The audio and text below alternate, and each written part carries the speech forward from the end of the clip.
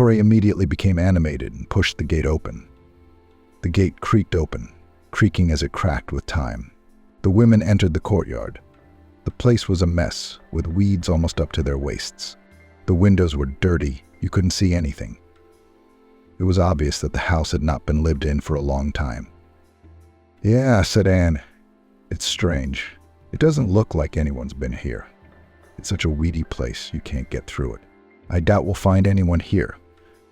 And Tory suddenly exclaimed, "Look what I found. A cigarette butt and a footprint behind the house by the shed. And the grass is all crumpled up. Someone's been here recently. Let's go over there. Give me the lantern. I feel we're close. God help us." They went into the dark room, shining the torch, shouting, "William, you're here. William, you're here. It's Tory." The smell of damp and dust hit their noses. Suddenly they heard a faint moan from somewhere underground. They shone a torch down, and there was a heavy iron plate in the floor. The entrance to the cellar. The two women tried to open it for a long time. They peeled off all their hands, but finally they succeeded. Tory walked boldly down the rickety steps, lighting the way with the lantern. William was lying on the floor on a dirty mattress. He was barely moving and coughing, but when he saw Mrs. Tory, he immediately perked up. He had a gag in his mouth. The woman even cried, for she felt sorry for the businessman. She removed the gag and handed him a bottle of water. William drank long and greedily. Then, after catching his breath, he suddenly hugged the woman tightly and, sobbing silently, began to whisper in a hoarse voice, "Thank you. I never thought I'd get out of here alive. It was Henry, the bastard, who lured me here. He told me I could buy a good deal on a house. He was so colorful about it, he convinced me to come and see it. And when we got there, he put a rag under my nose and I fell asleep. I woke up here. Henry comes back every other day, blackmailing me, demanding I sign over my whole business to him. Otherwise, he threatens I'll die here anyway. And I was just stalling, knowing that's what was going to happen. Nobody knew where I was going. I didn't even tell my fiancée. I thought it was a round trip. I'm sorry I didn't believe you, Tory. Now I realize the detective was in cahoots with Henry too. You can't trust anybody. So tell me, how did you find me?" Tory answered, It wasn't me, it was us. A friend of mine, Anne, helps me with everything. She's a journalist. She's the one who first raised the alarm when you went missing. She didn't believe Henry's stories about you going on holiday. I suggested we go to a fortune teller. She helped us too. And the coroner. You're a sick man. You need to go to the hospital. But first we have to get you out of there. Try to stand up. Can you walk? The friends helped the man out of the cellar, fed him sandwiches, and immediately called the police and phoned an investigator she knew. He came with a team, took fingerprints in the basement, and opened a criminal case. William contracted bilateral pneumonia. The nights were cold and the basement was damp. The situation was dire and doctors were fighting for his life. The man was in for a long treatment. Tory visited the businessman every day with her son, bringing home cooked food and rosehip tea. They became very close, talked a lot. Little Sean also somehow immediately reached out to William. He missed his father and his attention, and he was in a hurry to share all his achievements and joys with his kind uncle. William himself was amazed that Samantha had come to see him only once, and that when she saw Tory, she tried to throw a tantrum again. But the businessman wouldn't let her do it this time. It was like his eyes were opened. Who was he going to marry? With a spoilt doll, who was only interested in clothes and jewelry and a well-to-do life. And when the groom got into trouble, Samantha didn't lift a finger to save him. That's what William said. You know, Samantha, I think it's better if we split up. We're not the same person. I need my family, my children, the warmth of a hearth, delicious dinners, a family member who cares. So go back to your place. Look for a younger fiancé. You'll do very well, I'm sure. The girl's mad. Oh, you're talking like that. It's the aunt who spoke to you, who came to see you then, and she's all over you, and she's upon her son in your way. How is she better than me? She's a miserable teacher. Henry's been with her for years, and you'll die of boredom.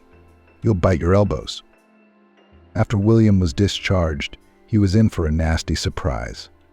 Samantha had taken a lot of money, jewelry, and even some appliances with her. But the businessman was not very upset, just changed the locks and told the concierge not to let Samantha into the entrance. He was once again convinced how greedy his fiancée was and was even glad to be rid of her.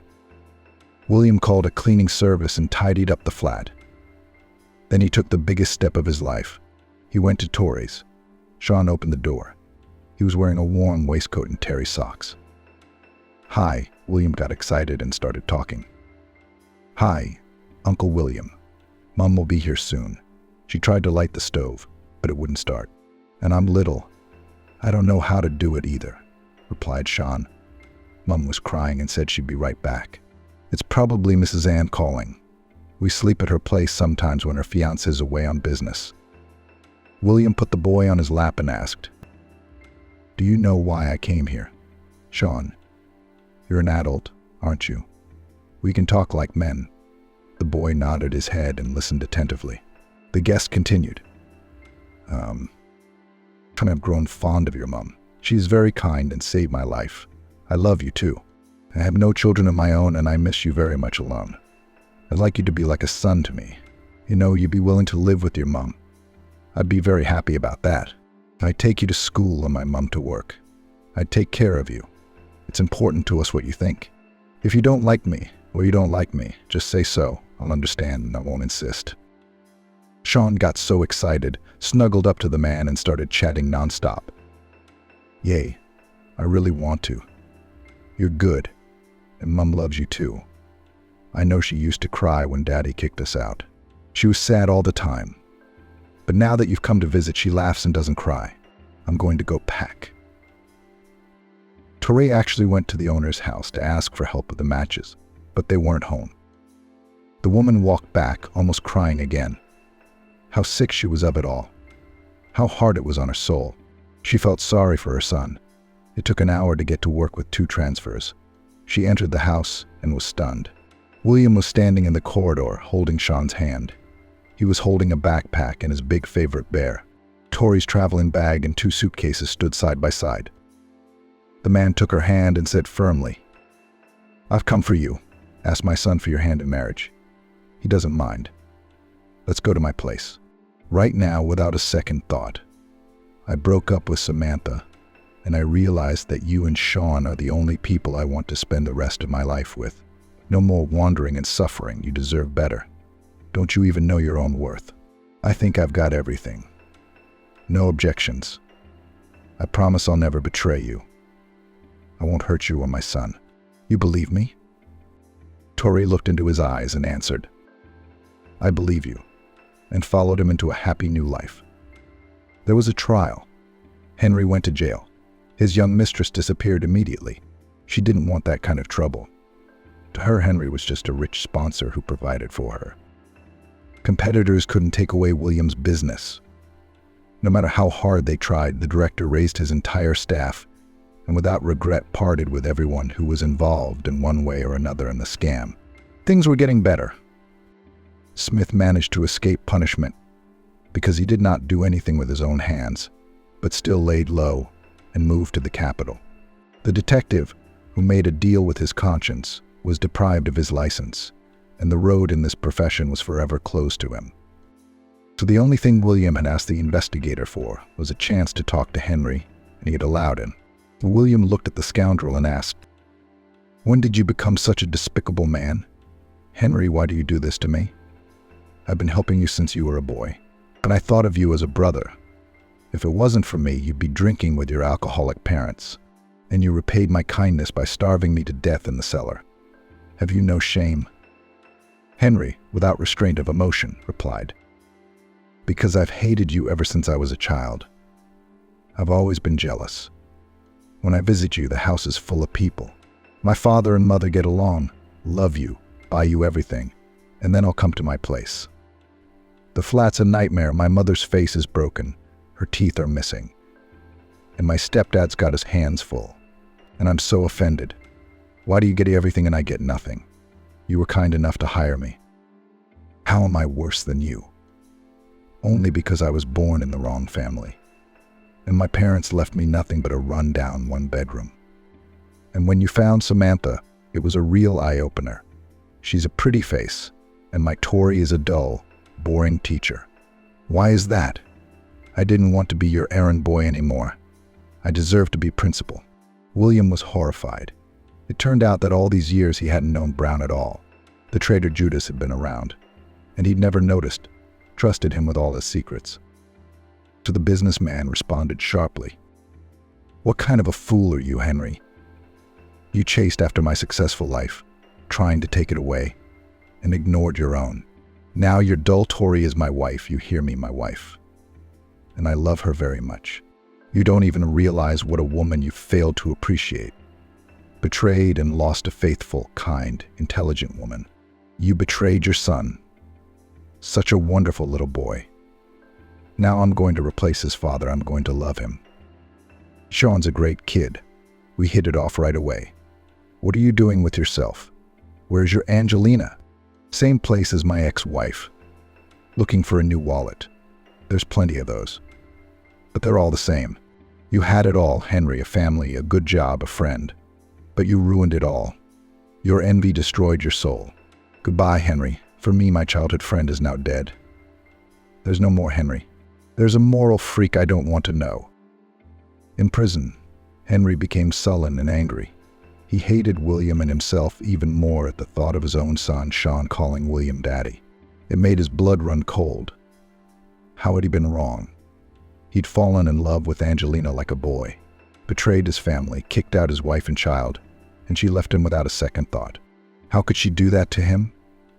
Yeah, he really fell out of love with Tory a long time ago. But did she deserve to be treated like that? After all, it was possible to sell a 2-bedroom, exchange it for 2 one-bedrooms, but not chase his wife and son into the street. The realization that he was a scoundrel was killing him.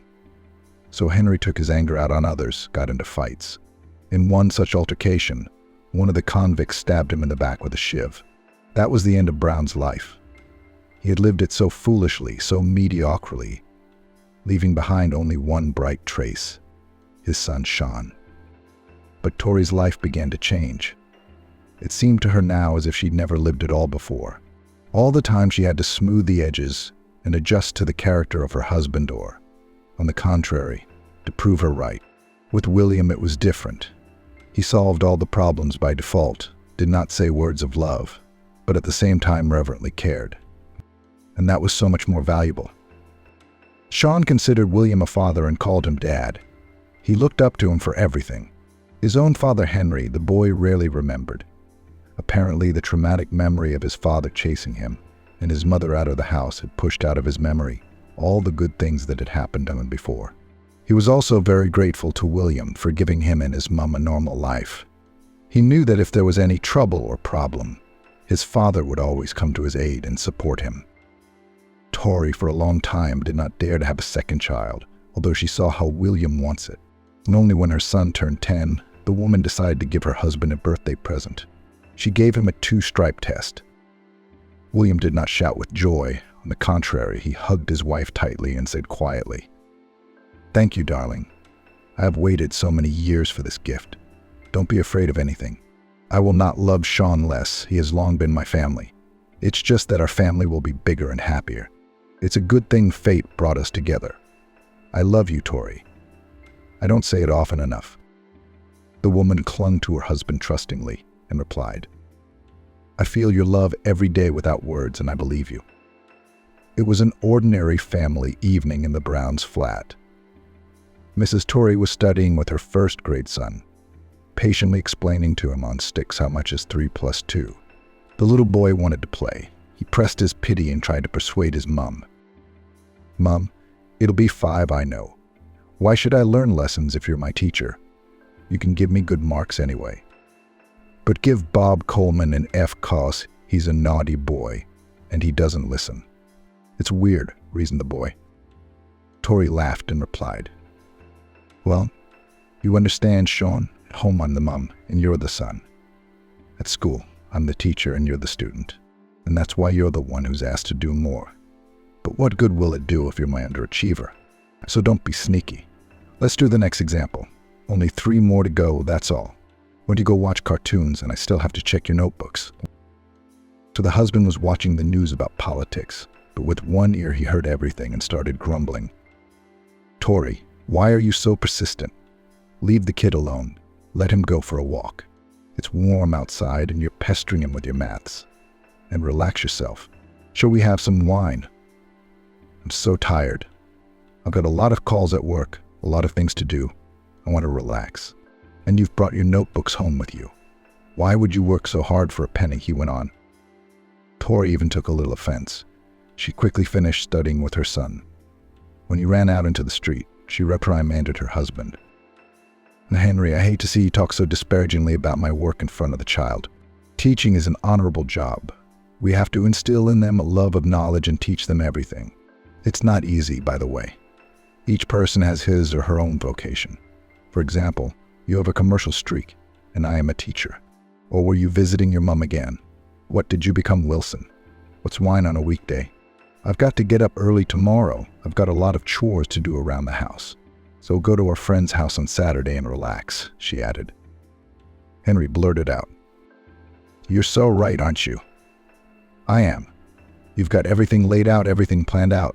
What if I can't? I'm going away on Saturday for a week on a business trip. And I want to relax right now. What's wrong with that? And why I loved you, I do not understand, replied the husband. Tory decided to give in to her husband. She brought 2 glasses of wine, some fruit, and said, You're like a little kid. You just want what you want.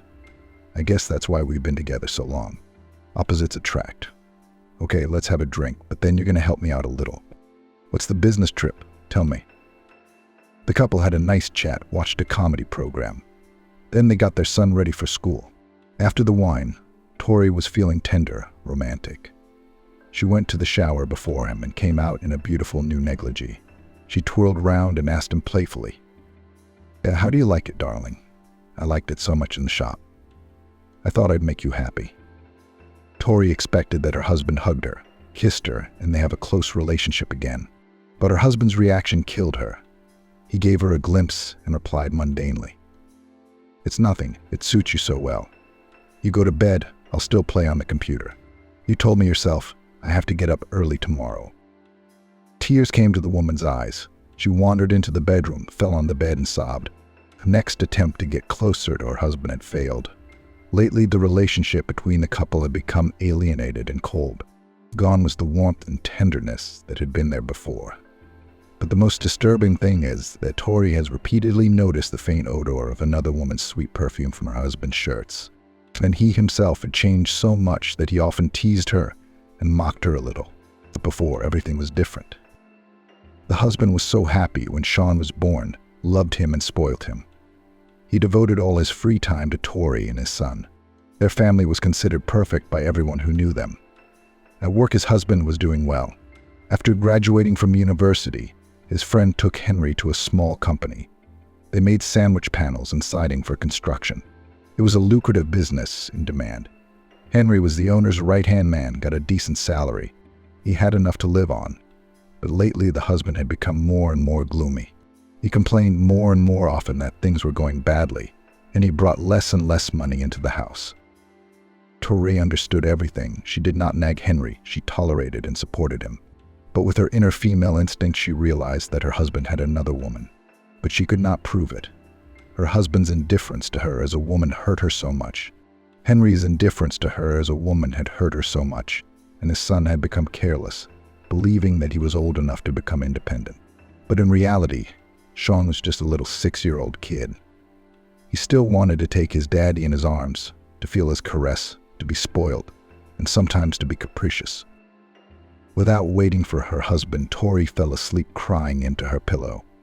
She got up in the morning in a bad mood and spent the whole day thinking about how to get Henry out. How could she find out who he was having an affair with? She decided to call her best friend, Anne, a journalist. She listened to Tory, sympathist. Well, that's tough, mate. But if your Henry's cheating, I don't know. I mean, he seems like such a good mama's boy. But your mother-in-law must have put him up to it. She doesn't like you. I don't know what she wants, though. Teaching is such a good profession. She gave birth to my grandson. You visit her once a week. You help her with everything. Do you know what? I've got an idea how we'll find out about your husband. I'll bring you a bug tomorrow. We use one of these on the job sometimes. It's not exactly legal, but it's very effective. We put it in the car in an inconspicuous place, and you can hear who he's traveling with and what he's talking about. If he's got someone else, he's bound to take her somewhere. That's how you'll find out. Tori's perked up. Thank you, Anne. That's good thinking. That's a good idea. Maybe I should get a video camera. That way I can see. That way she'll never get away with it. But her friend talked her out of it. No, you don't have to. Firstly, you'll spend a lot of money on it. And secondly, it's too conspicuous, and you won't find the wiretap. But are you sure you want to get involved? Maybe it's better not to know.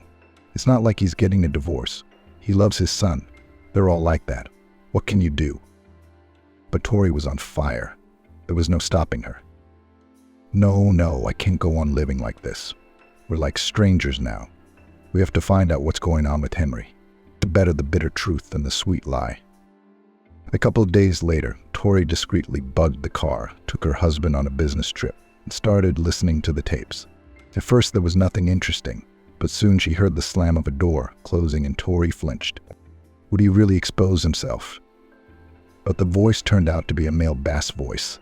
Tori exhaled, and at first almost didn't listen to the substance of the man's conversation. But then her husband's boss's last name came up, and she perked up her ears. And literally her mouth dropped open in surprise at what Henry and the passenger in the cabin were up to.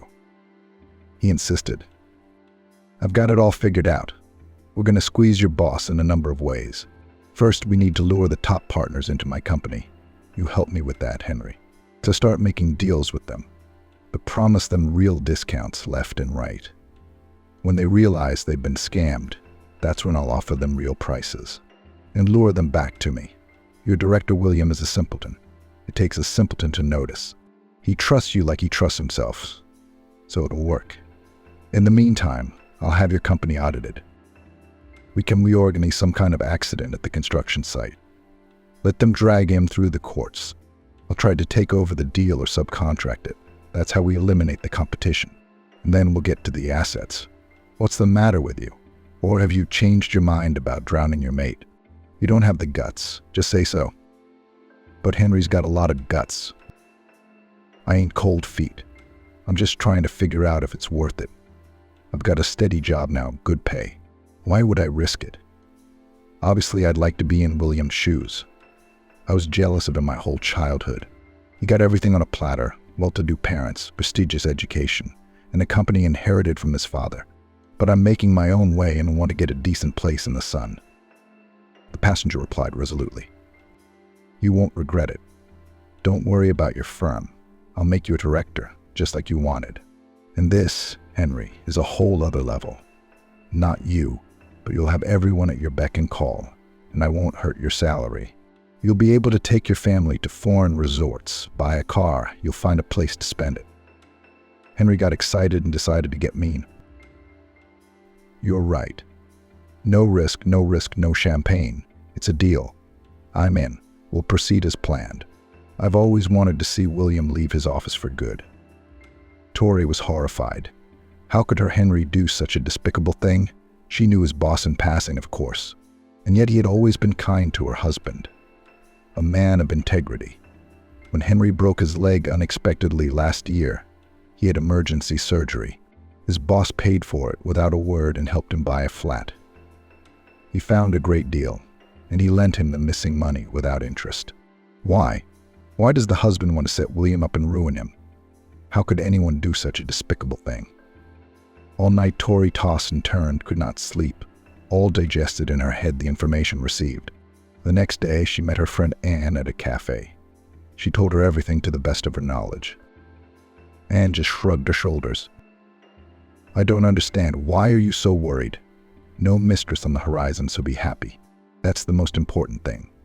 And in men's affairs, do not pry. What do you care? Forget what you've heard and move on with your life. Tori waved her hands. How can you say that, Anne? Henry's trying to ruin a man's life, basically. Am I supposed to keep quiet? No, I can't do that.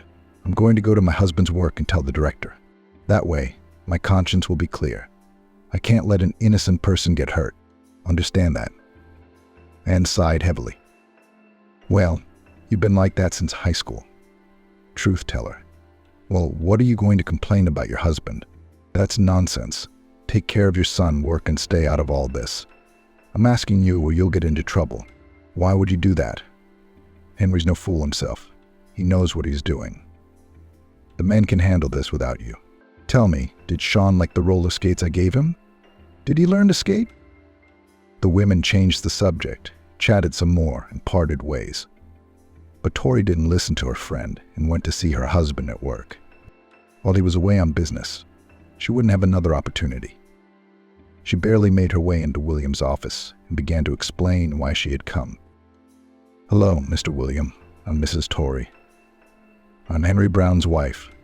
He's away on business at the moment. That's why I'm here. I found out by accident.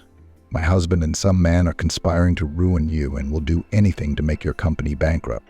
Why? I don't know. So be careful if you don't want to lose everything." The director's eyes widened. "Mrs. Brown, are you out of your mind? What on earth are you talking about? First of all, your husband is not on a business trip. Yet he's taken a week's leave of absence on his own account. For family reasons, by the way. And secondly, I've known Henry 100 years. He would never do such a despicable thing. And thirdly, why would you want to slander your husband? I don't get it. You had a fight with him, and you're just trying to get back at him. It doesn't make you look like a woman, frankly." Before he could finish, the office door opened and a young, glamorous blonde woman flew in. She threw herself at Mrs. Tory, almost throwing her fists at her. "Who the hell are you? What are you doing in my fiance's office? Are you trying to steal my William?" And here I was wondering why the secretary was standing up with her chest out to keep me out. "What are you doing here?" Mrs. Tory got angry and shouted too. "Young lady, are you out of your mind? I'm married, and I'm here to see Mr. William on personal business. I'm leaving now. You're going to have to do something good for people. You'll end up blaming yourself. Good day to you." William was embarrassed by the jealousy seen and began to reprimand Samantha. "Calm down now. What are you doing here? What right do you have to barge into my office without permission? What if I had an important meeting? You're embarrassing me. You're not my wife yet. And after this wild scene, maybe you won't be at all. What will people think of me? That I'm mixed up with a madwoman. What's got into you?" Samantha came to her senses. Such jealous outbursts were not the first time, but now the fiancé almost openly talked about breaking off the relationship. The girl immediately changed her tone, began to justify herself. "And I'm sorry, darling. I did not want that to happen. I just missed you. I thought I'd come and see you. But the secretary wouldn't let me in, saying some woman was here. It's an important conversation, but you know how much I love you, and I'm insanely jealous." My eyes went black. Just imagining you're here with someone else. Who is this woman? She's beautiful. Do you like her? I'm so afraid of losing you. Don't be angry, I beg you. She hung around William's neck, trying to kiss him passionately. He cooled down a little, but he was still angry. William took her hand away and said, "Seriously, go home, I have to work. We'll talk tonight. I really hope this outrage doesn't happen again.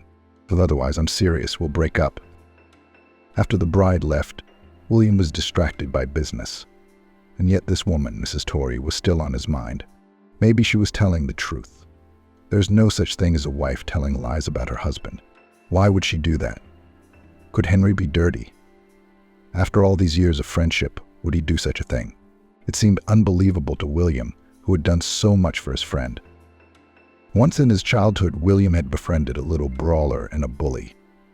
Surprisingly, in a street fight, it was Henry who beat William away from the older boys, then wiped his nose with snow from the blood, taught him how to lie to his parents so they wouldn't scold him for a torn jacket. That's how they became friends. The boys were very different. William came from a well-to-do family. His mom was a lecturer in the department at the university. His father the owner of the very same construction company. Their family always lived well, but the parents tried not to spoil their son. William went to an ordinary school. He was not forbidden to make friends with ordinary kids from the neighborhood. So Henry often went to William's flat. He looked at everything, looking at the imported appliances. They raced against each other to play video games. Hungry Henry devoured smoked sausage sandwiches and sausage gravy. After high school, it was William who dragged Henry to university, helped him survive in the dormitory, and then took him to his firm without any further ado. In adulthood, of course, the mates saw each other less often. Each had his own family life. But still, William tried not to offend his friend. He didn't spoil him with bonuses and salary. He considered him his right-hand man and trusted him as himself. And his wife, Mrs. Tory, always seemed a decent woman. A teacher, after all. No, she couldn't have just made it up. William decided to be on the safe side and contracted a private detective agency. A young detective named Gregory Pete took the case. After hearing everything, he reported cheerfully, "I've got it. We'll follow your friend and find out everything. If he's involved in anything, you'll be the first to know. Have a good day. We'll be in touch." William had calmed down a bit. He didn't want to believe that Henry could be a traitor, and he hoped that the information wouldn't be confirmed. So when he arrived home, he was in for a pleasant surprise. Samantha, in an attempt to make amends after the disgusting scandal at the company office, had decided to have a romantic dinner.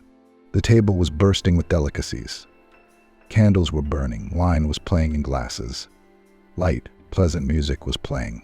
The girl hovered around the man, helped him take off his jacket, began to massage his shoulders and said, "Well, are you tired, dear?" "Nothing. Now I'll relax you. Try the pie.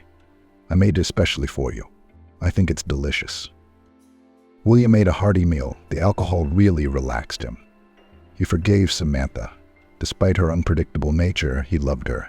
Her slender, long legs and beautiful doll face with her open eyes and long, curling eyelashes drove him crazy. Henry went to the hotel after his meeting with his companion Smith. His mistress was waiting for him there. Her name was Angelina. An unusual, beautiful name for a girl. Angelina was a very young university student. She came to do an internship at their company, and Henry saw her and disappeared. Fell in love like a boy at first sight. Young and slim, her body beckoned. Angelina, too, idolized her generous lover. Listened to him with her mouth open, believing that he was suffering with his wife and would soon divorce her, and they will be together forever. Their affair was passionate and tender at the same time. Henry felt young again. He was a hero in Angelina's eyes. They were easy and fun together. The man was eager to teach her the wisdom of love, and she gave him affection and tenderness. Tory's overly correct and instructive wife now seemed unbearable to him. He counted the minutes and hours until he met his mistress, and thought of all sorts of excuses to sneak out of the house. His son also began to annoy him. Wanted to give up everything and start a new life with a young woman from scratch. But he wanted to mold this gentle, docile girl into the kind of wife he wanted to see.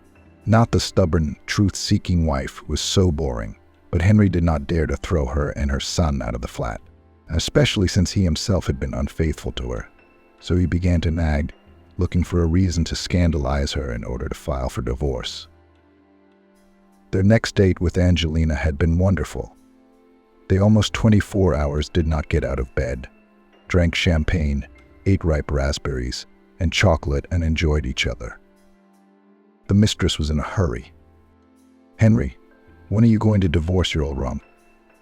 I want us to be together always, every day, every night, and never be apart for a minute. Or don't you love me? Maybe I'm just an amusement to you. And these meetings are just for fun. Then let's break up right away if I don't mean anything to you." The man kissed his woman hotly and whispered to her, "What are you imagining, my little girl? I breathe you. I live for you. And of course we'll be together. Be patient a little longer, my sweet. I'll sort it out and get a divorce. I promise. And now I have a surprise for you. Look what I bought you. Try it on, my little birdie. I hope I got the right size. It's the dress we'll wear next time we go to a restaurant. Just you and me. I'm sure you'll outshine everyone with your beauty." The mistress immediately forgot about her claims, opened the bag, and shrieked with joy. She took out a beautiful flowing dress and immediately started to try it on. It really suited the girl. It shaded her emerald eyes and fitted her flawless figure. Angelina twirled in front of the large mirror, tucking a mop of red curls at the nape of her neck, and rejoiced like a child. "Thank you, Hunter. It's a wonderful dress. I love it. You are the best and most generous. I love you so much." The couple reconciled and fell back into the whirlpool of love.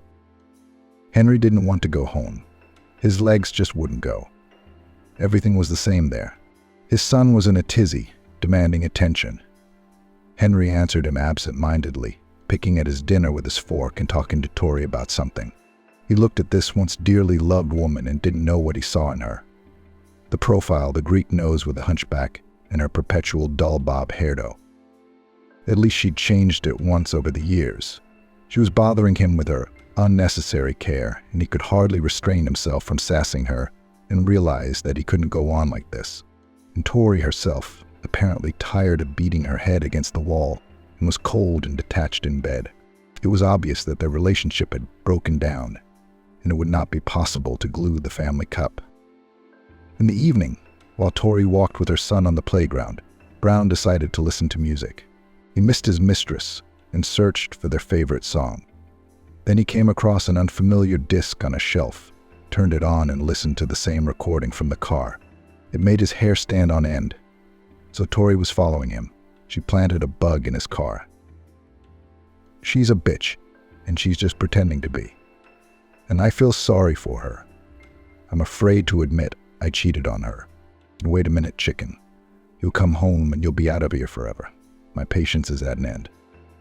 Tory unknowingly led her son into the flat. It was getting late. It was time to bathe her fidgety son and put him to bed. But she had no idea that in just a few minutes her and her son's lives would change forever. In the corridor stood 2 suitcases and a huge bag with her son's things and toys. Her husband was screaming like a madman. "I know everything. I found the tape and destroyed it. How dare you spy on me? You call yourself my wife? I'm sick of it.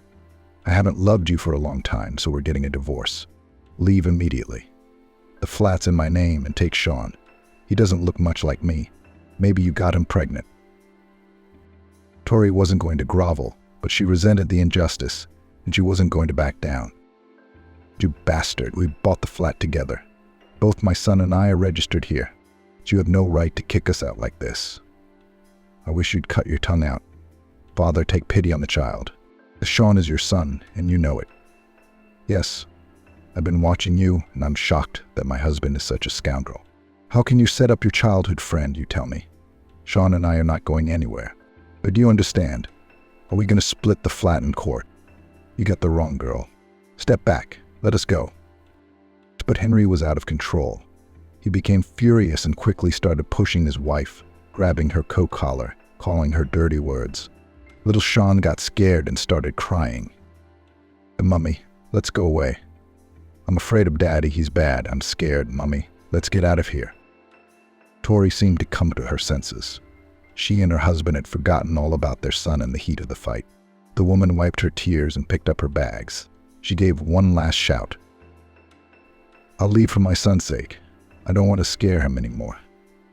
But know this, Brown, you're a scumbag and dead to me as a man forever. Come on, son. Don't cry. Mom's there for you." Tory was so terrified she didn't know what to do. So she called Anne. Through her tears, she told her everything. She immediately responded to her distress. "Oh my God, is Henry crazy? You and Sean come and stay with me for a week. Maybe he'll calm down. And if he doesn't, we'll find you a flat together. But don't cry. I told you to stay out of a man's business. There you go." The friends could barely get a terrified Sean to sleep. He kept saying, "Mom, why is Dad so angry? Doesn't he love us anymore? Are we never coming home now? I want you and Daddy to love each other and not fight like before." And hugged her son, unable to admit that she was just as hurt and scared, that she herself did not know what would happen next. So she soothed him as best she could, choosing each word carefully. "It won't work, Sonny. We won't live with Daddy yet. But you have to believe that Daddy loves you. He's just sick. And when he gets better, he'll come to you. In the meantime, we'll stay at Auntie Anne's. Hey, don't worry, Mommy's there for you. I'll never let anyone hurt you, and we'll always be together. Go to sleep. Sweet dreams. We have to get up early for school tomorrow." The baby calmed down a little and fell asleep. And the friends sat in the kitchen for a long time talking about everything. Tori cried. They drank tea and cake and thought about how to live on. Frankly speaking, Tori didn't have much money. They began to look for adverts for rented accommodation. It became clear that they couldn't afford a decent one-room flat. It would not be possible to pay rent, utilities, and living expenses out of a teacher's salary. And asked cautiously, "Tori, would you reconsider fighting with Henry?" "Well, we had a fight. He got mad that you were watching. By the way, I wouldn't have been happy about that either. Be wise, call him to make up, come home and everything will be back to normal. Every family goes through crisis periods. Don't rub it in, he'll cool down." But the friend would start crying again and shake her head negatively. "I can't do that. I don't want to. This didn't start yesterday. Henry and I have become strangers, like two neighbors. There's no warmth, no intimacy. I mean, if he had any love at all, would he kick me and his own son out at night? No, I'm sure it's not just the tape. He's definitely seeing someone. He's changed too much lately. I'll try to survive, even though I know it won't be easy. I could, of course, go back to my parents, but I don't want to upset them and put myself and my son on their backs. She will not find a job in her specialty there." And then tried her best to help Tori and managed to rent her a room in an outbuilding in the private sector. The owners, an elderly couple, lived in the house. In the outhouse, the conditions were poor. Toilet in the yard, bathhouse too, heating by stove. At least there was water, but the fee was symbolic. Tori was glad of that. She and her son moved there. To enter a comfortable flat was very difficult for the woman at first. After work, she would come to the cold room with her son. She had to bring wood and heat the cooker. Little Sean began to get sick, then a throat, then a cough. Tori's spirits dropped. The school began to insinuate that frequent sick leave was not welcome. Tori had no idea what to do with her life, especially since winter lay ahead. In all that time, Henry had never called them, never asked about their son. He didn't seem to care about his family at all. It really hurt Tori. There was such a burning resentment for her husband. How could it be? So many years of living together, sharing joy and sorrow. And then he cut her and Henry out of his life. The woman became disillusioned with men in general and decided never to have any more relationships with anyone. Detective Gregory Pete worked hard, followed Mr. Henry Brown, and very quickly found out that the customer was right. This cunning man was really determined to ruin his friend, and, it must be said, he was doing just fine. At first, the detective wanted to call the customer and report on the work done. But then he thought, what if I meet this Henry and scare him, nail him, ask for a percentage? If he really does bankrupt Mr. William and take over the company, I'd kill two birds with one stone. I'd get money from the client and Henry. I'll lie to the client that Henry's clean, and then I'll show up. What's the big deal? If you want to live, you've got to make it work. I got a mortgage. I could use the extra pennies. Henry was surprised when a young guy called out to him at the door. How do you do? You're Mr. Henry Brown, aren't you? I'm Gregory Pete, a private detective. I was hired by William, your boss. He suspects that you're doing some shady business behind his back. Well, I am. I've got video footage and a lot of photos. It shows you meeting Smith and talking to him, and the moment you gave him the contact details of your main lucrative client. That's it. I have to report everything to William tomorrow. Henry was taken aback, confused at first, but he quickly pulled himself together and said, All right, but since you've decided to talk to me first, you've got your own game, haven't you? Otherwise, you wouldn't be here. I'm a businessman. Let's get to the point. What do you want for your silence? That's why you found me, isn't it? Pete grinned. You're a smart man, you got it right away, he replied. Yes, you're right. I won't say anything to William, and I'll give you everything I've saved up in exchange for you and me drawing up a contract and you paying me a monthly interest when you become a director of the company. Deal? Or will William be in the loop tomorrow? Henry was frantically thinking of what to do. This had gone too far. How did William get wind of this? Tori must have snitched on him. What are we going to do about this bastard? The main thing is not to panic. We need to agree to his terms and get his contacts. and then I'll work it out with Smith. He's got the kind of connections that's going to make this wise guy look bad. He'll be sorry he ever got involved." Henry had to agree to the terms, and Gregory called William on his behalf and told him that his friend was clean, that he wasn't plotting anything. The businessman rejoiced and calmed down, and the accomplices went their separate ways, except that Henry immediately set up a meeting with Smith and told him everything. The man was in a panic. He was beginning to regret getting involved in all this. But Smith calmly replied, "I can see you're worried about your own skin. It's too late. If you're in this business, don't say you're not. And if we're going to do this, we've got to cut this Gordian knot at the root. We've had enough of this. We'll eliminate William and be done with it. I'll deal with this Gregory guy myself. It's not a big deal. So listen up." Tori ran out of work as fast as she could.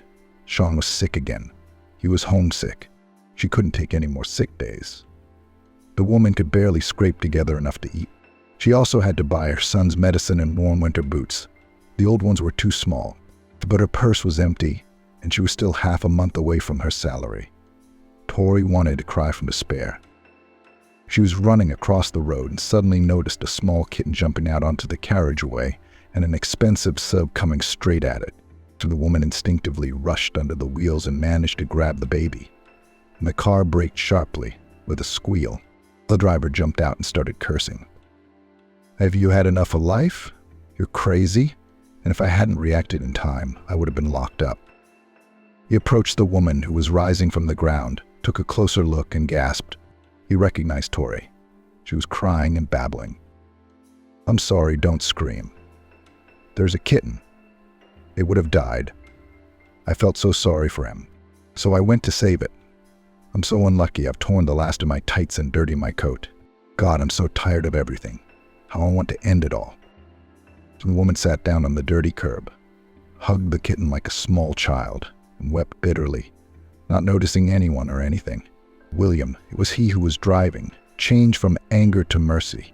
He could see the woman was desperate, on the verge. He silently picked her up and sat her in the warm cabin, gave her a wet wipe and a drink of water. He asked her questions. "But you're Henry's wife, aren't you? Excuse me, but what are you doing in this neighborhood? It's a slum. I thought you and your husband had a flat downtown. I can see you're very upset. Is something wrong?" But Tori suddenly told this stranger everything. She just needed someone to talk to pour out her soul. At the end, she summed it up. "I know you won't believe me, just like you didn't believe me then. Thank you for listening. I'll be going. I've got a sick son at home, and I don't even have money for medicine. That's your friend Henry. A good husband who threw me out, never even thinks about my son. All because of that tape of him and your competitor trying to take you out. You shouldn't be listening. I have no reason to lie to you. I was just trying to help." And she had already opened the door and was about to leave, but William took her hand again and said firmly, "Oh, wait a minute, this is Tori. I'll take you home. It's no trouble at all. And we'll stop at the chemist's. It's strange. I even hired a detective, but he hasn't turned up anything. You're right. Henry's changed a lot lately. I think I'll double-check everything." William bought medicine for Sean and a bag full of food. He slipped Mrs. Tori a large note and said, "This will pay your rent. I'll find you a proper place to live. It's a bit drafty in here. No wonder your son's sick. It's no good living like this. Do you believe me? Here's my card. Give me your number. As soon as something good comes along, I'll give you a call." Mrs. Tori was very happy, didn't get nervous or refuse, and thanked William profusely. "Thank you very much. You've been a great help to me. I'll try to give it all back. Tell me, why did you decide to help me? Out of pity, right?" William answered honestly. "That's what my parents taught me. If you can help someone, do it. That's the answer. Sorry, I've got to go. I've got things to do. Never despair, fight. Things will get better. You'll see." The businessman left. Tori breathed a sigh of relief. For the next month, her and her son's life had been paid for in full. She had a different view of William, whom she disliked so much the first time they'd met, that he had helped her so easily. The honorable thing a real man should do. Her son was on the mend. He loved the kitten. They named him Max. The kid was having fun playing with wrappers. Sean also laughed and literally came to life. Now the son and the kitten were friends. Mrs. Tory kept waiting for William to call. There was something about him that had her hooked, and she wanted to move out of this dump as soon as possible. Weeks passed. The businessman never showed up. He didn't answer his phone either. Then Anne rang and startled Mrs. Tory by telling her the news. Mr. William, your Henry's boss, is missing. Can you imagine? Our newspaper has decided to do its own investigative journalism. Henry claims he doesn't know anything. William was going on holiday, going to the river, fishing for the weekend, and disappeared without a trace. His fiancée confirms it too. I don't believe it. I remembered that tape of yours. What if it was your Henry and that passenger in the car? Tory exclaimed. And if he was going to leave, he wouldn't have promised to help me. He's the wrong man. He's sure to be in trouble. Listen, Anne, let's go to a fortune teller. I know you don't believe in them, but I don't know. But you're writing a story anyway. I've got a story ready. I know Henry. Even if he was guilty, he wouldn't admit it. But I have a copy of that tape. I haven't told my husband about it. No one knows I made a copy. Anne, like a true journalist, immediately followed the hot facts and agreed. You're good, Tory. It's a sensation. We're gonna nail your Henry now. We'll get revenge on your Chandra. He thinks he destroyed the tape. He broke the disc in front of you and threw it away. I'm willing to go to a fortune teller for that, even though it's rubbish. I know one. We'll go tomorrow. Tory objected. I don't want revenge on anyone. That's enough. I've suffered enough in this hellhole. I'm exhausted. I just want to try to help a good man who was so kind to me and gave me a helping hand in my hour of need. The friends put a photo of the businessman in front of the fortune teller and asked her to say something about his whereabouts. Anne, of course, switched on the dictaphone and recorded everything. The fortune teller ran her hand over the photo for a long time, speaking slowly. A warmth is coming. He's alive. No grave cold, but he is bound. He's sick in some basement. Jordanville. Look for Jordanville. The Star will help you. You see it. You'll find this man. Anne was outraged. There, I knew it. This is bullshit. What Jordanville? What Star? I don't know what they gave 2,000 for.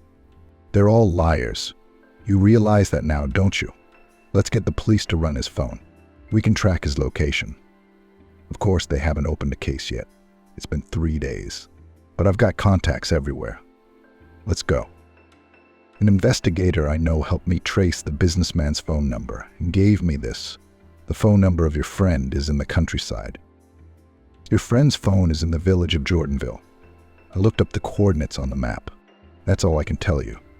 What are you getting so excited about? Maybe he's gone to his family's house. Don't panic too soon. If he doesn't turn up by the end of the week, then come and we'll help you. You're not supposed to do that before. Tory, Anne exclaimed. The fortune teller kept saying Jordanville. That's it, Jordanville. We've got to go there and look for the Star.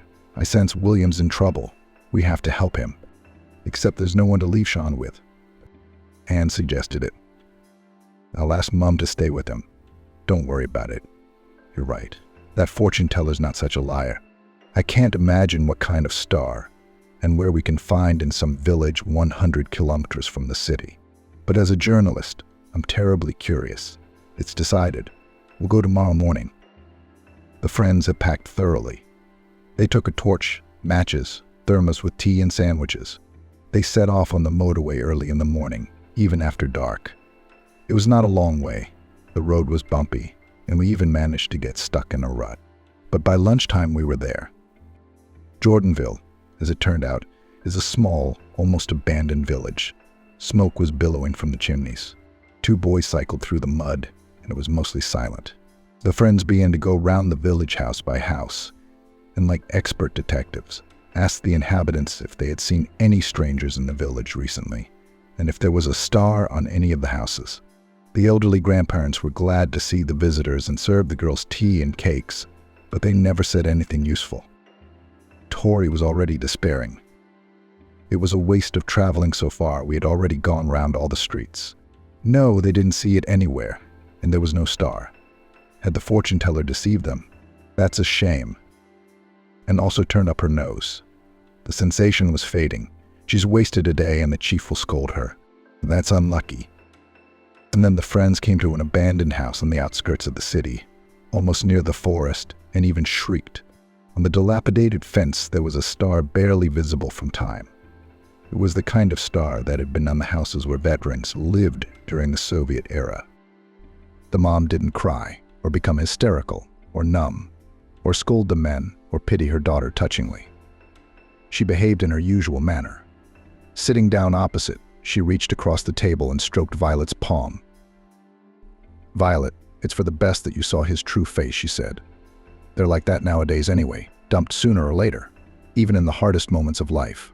If it hadn't been for Deborah, someone else would have come along. Be glad you won't have to regret the time and effort you wasted. Come on, honey, let's make lemon cookies for ourselves." "Mom, are you kidding me? What cookies? I can't breathe," Violet sobbed. Mom just let her sob, looking on with understanding and concern. She waited patiently for the tears to dry up, and then she brought a glass of water and said, putting her arm around Violet's shoulders, "It really helps a great deal in such cases to do something familiar and ordinary.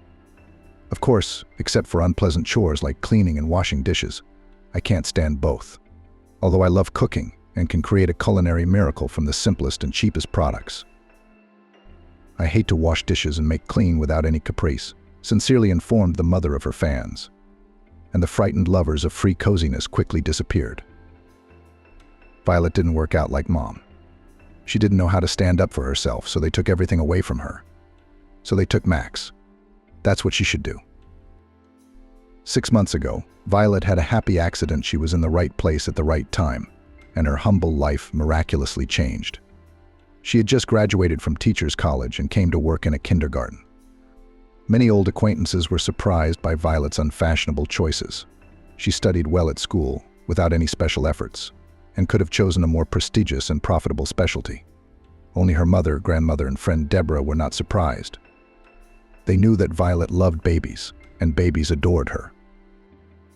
Since Violet herself had had time to grow out of toddler's your age, hadn't she? And there's no point in resisting the calling. Of course she won't stop at college. She'll combine her major with work. Violet was given a junior group of 15 3-year-olds, 10 of them boys, and half of them hyperactive. It's a roller coaster ride of a shift. Her magical ability to calm children will definitely come in handy here. The 5 tiny girls in Violet's group were amusingly different from each other. 2 princesses, 2 shy, thoughtful. And Tara slid down the roof of the children's slide like a monkey, or twirled around in a pretty dress, or looked at flowers, beetles, and butterflies, trying to remain almost invisible. The little girl herself was neither battered nor intimidated. She was just cozy enough to ponder alone. After watching her teacher for a couple days, Tara decided that she could be trusted, and when she felt like it, she showed her findings or drawings. She loved to draw. Violet couldn't help it. She had grown attached to the little girl and loved her more than anyone else. Her mother usually came to fetch Tara, a small, graceful blonde, a little older than her teacher, gentle, polite, and not verbose. She seemed to be an enlarged copy of her little daughter. She raised the child alone and often looked sad and tired.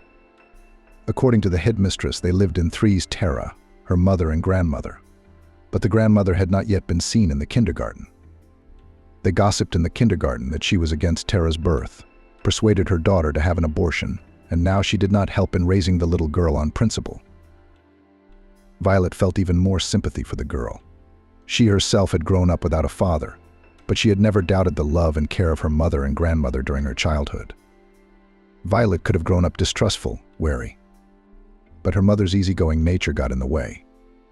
Mama was convinced that most people weren't bad. They're just very different, and that's why there's misunderstanding between them. It was Violet's 3rd month at the daycare center. One day, instead of Mama Mia, a sturdy, charming brown-haired man of about 25 came to pick up Tara. He was energetic, tanned, with gray-blue eyes and a bright, self-assured smile. Violet thought he realized the impression he'd made on the young educator, and it was a shame. Had Tara's father remembered her? She thought, but in an instant she realized no, it was not her father, but her mother's brother. And she said out loud, I can't give my child to a stranger. It's for the safety of the children entrusted to us. Tara's mom didn't tell me someone else was coming for her. No problem, the stranger apologized generously. He pulled out his cell phone, made a call, and said into the receiver, "Mia, here is the most beautiful Mary Poppins. Me baby does not give me the baby. Talk to her in your own voice that I'm not a stranger." And he put Violet on the phone. "Violet, it's me, Mia. Violet, it's me, Mia." It's Tara's mom's voice. "I'm sorry I forgot to warn you yesterday. My brother Max is here, and I asked him to pick up Tara so I wouldn't have to run from work." As tanned Violet knew, Mia's accountant has a strict boss who would rather stay late at work than leave early. Sometimes all the kids are already picked up, and Violet and Tara are still walking alone on the playground, waiting for their mom. It's good that Mia will get some rest, and Tara won't feel bad that she's the last one to be picked up, and for some reason it's very unpleasant that the young man is not Tara's dad. Though that doesn't mean he doesn't have kids of his own. Why should she care about that anyway? "Thank you for your vigilance," said the guy with a mock serious look. "Can you be trusted? Come, uncle, little girl, let's go home." At the exit, he turned around with the girl in his arms. "My name is Uncle Max." "Goodbye, Uncle Max." Violet said goodbye with a restrained smile and forced herself to turn around and walk from the locker room to the group. Don't let him think he impressed her. She sees uncles like that every day. It's so commonplace, and his smile is Hollywood. Like an ad man or a salesman. It's embarrassing. Anyway, it didn't work out for Violet. She kept thinking about Tara's uncle all evening, and the next day he came for her niece again. The usually cautious, reserved Tara ran to him, spreading her arms. "Uncle, pardon me for asking," Violet ventured to ask. "Is everything all right with Mia?" "Everything's fine," Uncle Max assured her. "I just thought I'd relieve my little sister. While I'm here, at least let her live without the daily evening races to the kindergarten. I'm out of contract, so I came to my folks for a vacation. I don't know how it's going to go." He was probably waiting for Violet to ask him something about who he worked for, where he worked. But Violet only nodded and said, "Okay, I see." And then she felt how stupid and boring it sounded. "Oh, I almost forgot." He slapped himself lightly on the forehead and held out a box of expensive candy. "These are for you." Violet and her mom used to get them on holidays. "Thank you." She was surprised.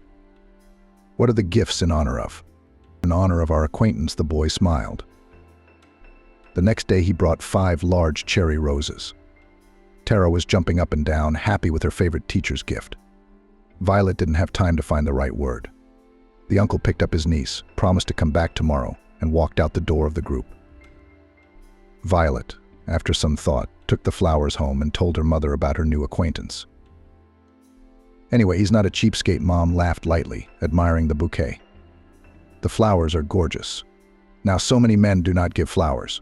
Even funny to say, they consider women mercantile for the desire to get a bouquet or a cup of coffee in a beautiful coffee shop. They draw stupid conclusions. Yes, I will always support a man in difficult moments. Do not reproach. I will share all the hardships, but I do not intend to do it for a known bogeyman. One good thing is that you can see them right away." "Oh, I'm distracted." Mom loved lyrical digressions, as she called them. She didn't share the details of her personal life with Violet, but she was happy to think out loud and you could more or less understand what she was going through. Haley had a happy streak. She was always interested in life, even if it wasn't going well. It was probably what made her look younger than her years and all of her classmates. Despite her modest income, she didn't hover in the clouds, but just a little soaring above reality. "Do you seem surprised and confused?" she asked Violet. "Why would I be? The usual. A young man has decided to court you in the classic way. That's not a bad thing, as long as he's not married. I don't advise you to get involved with married men." "You're so pretty, Violet. Girls have been guessing that since they were little. You don't seem to have any doubts, do you?" With a modest smile, she added, "Just a piece of antique window dressing." A modest beauty. My mother always managed to make me feel confident that everything would be all right. The next day, Max came to visit again. He took out of the inner pocket of his jacket 2 rectangles of theater tickets. Let's go to the theater on Saturday, he suggested. I mean, really, I'm just asking if you'd like to go out with me, Violet. We could try, Violet said. It's a really good theater. Saturday night, Deborah popped out, caught Violet packing. Wow, she said, her eyes widening in amusement. Are you putting on a case? Did something unusual happen? My best friend doesn't know. Haley hummed and disappeared somewhere. Violet was a little confused. Her friend could guess what was going on, even in the middle of nowhere. And here was such physical evidence. Haley sewed at home. She could use ready-made patterns or custom orders, coordinated down to the smallest detail. She could use her own imagination when the customer didn't know what she wanted. Clients were very different. They paid not only in money, but also primitive natural exchange, as Mom called it.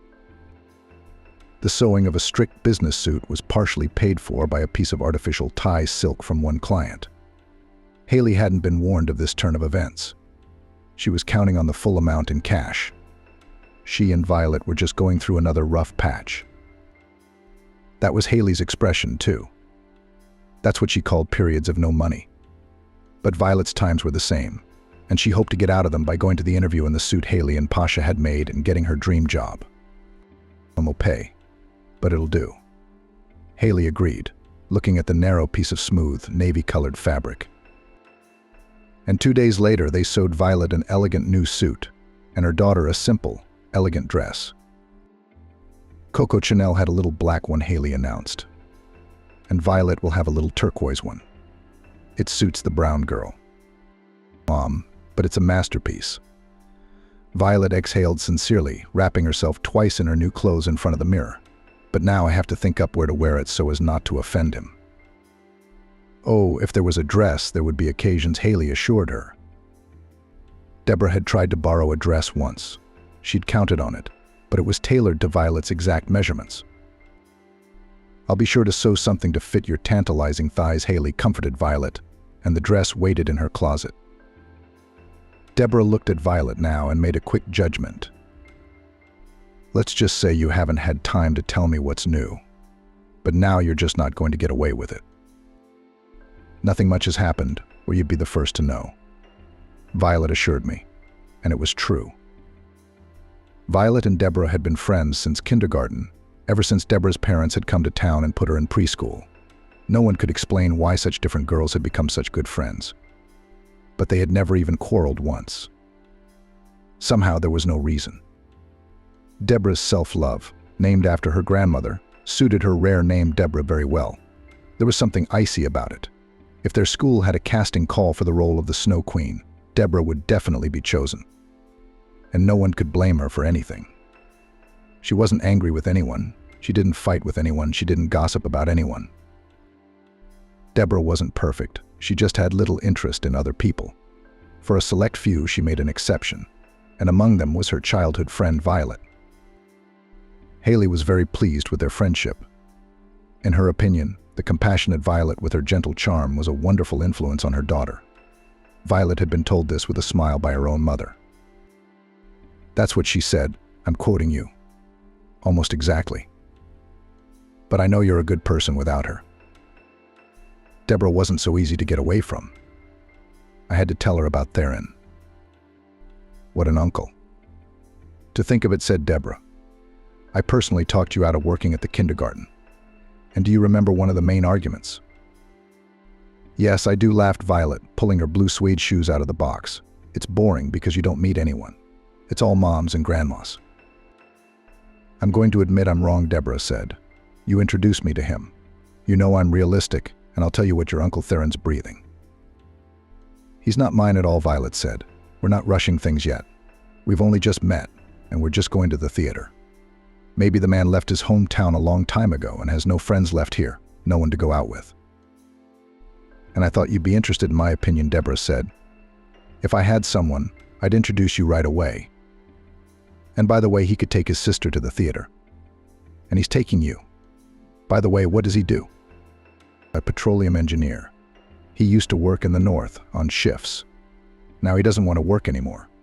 He's looking for something with a regular schedule and closer to civilization. He's not poor, I guess, Deborah remarked. Tania, Are you sure you're not married? Isn't there a Yakut woman waiting for him in a yurt in the far north? I know Yakutia, Violet grinned. It's given to you. Just tell you something. And so it went. In fact, it was fortunate that Deborah came in while Violet was giggling, wondering if she looked good enough. While you're waiting for a meeting, you realize that your fears of appearing boring are useless and silly.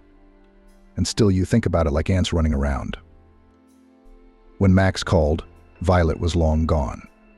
They were sitting in the kitchen, Haley knitting and drinking coffee and chocolate chip cookies. Violet was just waiting and trying to appear casual. I'll be right out, she promised into her cell phone and looked out of the fourth-floor window into the street. Deborah followed. Audrey, she stated. I wonder if it's a credit car. Everything was going great. Classic, as Haley would define it. After a few years of working in the north, Max had planned a 2-month vacation with his family. Then he had plans for Moscow, especially since it wasn't far away. 2 years ago, he had already bought a studio on the outskirts and had been renting it out all this time. Now they would ask the tenants to vacate the apartment for the landlord. He would live and look for a job in Moscow. By the end of the 2nd month in his hometown, Max made one more item in his plans. One Saturday night, he unexpectedly came to visit with a bouquet and a cake. He met my mom and immediately announced, Haley, I have serious intentions. I want to marry Violet. I'll be honest with you. We'll have to wait. I need to find a job in Moscow that will allow me to provide for my family. I'm used to good wages in the north and to civilization. It's harder to find such a salary. If I don't find it yet, I'll go back on shift. I need a bigger apartment for my family instead of a studio. I see an active man, Max, and that's not a bad thing, Haley said. But I'm guessing this is the first time Violet has heard about your plans together. It was the plain truth. Violet was caught off guard, and she wasn't good at pretending. In those 2 months, she had fallen so self-consciously in love that everything else in her life had taken a back seat, seemed unimportant. She felt so good that she was afraid to think of the future, lest she jinx it with her plans. Violet had never been superstitious before, but now she was. She dared to look only very far into the fact that Max was going to Moscow. They would call each other. He would start coming for the weekend, as he had promised. She would wait and rush the weekend. How long it would last, she tried not to think. I wanted to talk to both you and Violet at once, Max said. Violet, will you be my official fiancé? I agree, Violet said. It wasn't how she'd imagined it, but she was still very happy. She wanted to hug Max, but she was shy in front of Haley. He too was sitting there as solemn as a principal at a banquet. I'll bring the ring back from Moscow. There's no good jewelry store here, Max said. I'm sorry this was so awkward. We understand that not everything can be calculated and planned, Haley reassured him. A spontaneous decision isn't always worse than a well-considered one. Was I lucky to have a mother-in-law? Max exclaimed. Your mother-in-law sure is, assured Haley, and I'm all for total non-interference. Yes, Mom, she really is, Violet confirmed. Her voice didn't even sound familiar. It was more melodic today because she was singing inside. Max could have gone to Moscow without this offer. She hadn't expected anything like that from him. It wouldn't even occur to her to take offense at his not promising anything. It turns out that he really cares for her, too. He wants her to know that he's serious on his part and to wait for him. Being a bride makes the waiting somehow different, and it makes it so much easier for her to wait. And the next week, just before Max left, was her birthday. Max had booked a banquet at a cafe for the closest of her family. On Violet's side were Haley and Deborah. The groom came with his mom, his sister, and Tara. Violet, you weren't ready to meet your future mother-in-law on her birthday, were you? Deborah whispered to her. Not really, Violet admitted. But if that's what Max wants, I don't mind. It's your birthday, Deborah reminded her. I don't really keep track of. Violet remained in their arms. It was the first time she'd ever been to a party, even a small one. All her holidays had been celebrated at home and in the nursery. She looked with interest at the decorated table, the beautifully folded napkins. Evelyn, her mom, found an approach to Max's silent mom, and they talked about fabrics. Mom was generally good with all kinds of people, but she liked her privacy best. Mia, Max's sister, looked tired, but she tried to seem cheerful and lively, like a birthday party should be, praising Violet in front of her mom. She really likes me, and she's so sweet, grateful Violet thought. Deborah wandered from table to bar to chat with the Chinese bartender who had inexplicably been blown into their town by the wind. This bartender, she moved gracefully across the banquet, showing off her beautiful legs. And the bartender should have been grateful. Patrons from the neighboring room began to pull up to the counter, clearly because of the blonde beauty unperturbed. "You and your friend don't look alike at all," Max's mom told Violet as she watched Deborah. "Of course we're not sisters." Violet laughed. She wanted to spend the evening alone with Max, but it's still nice. Tara's interesting. She'll probably spend a few days drawing everything she's memorized. Max gave Violet a new cell phone for her birthday, and 2 days later he left for Moscow, and the usual routine began. Violet tried her best to get away from work, to switch off.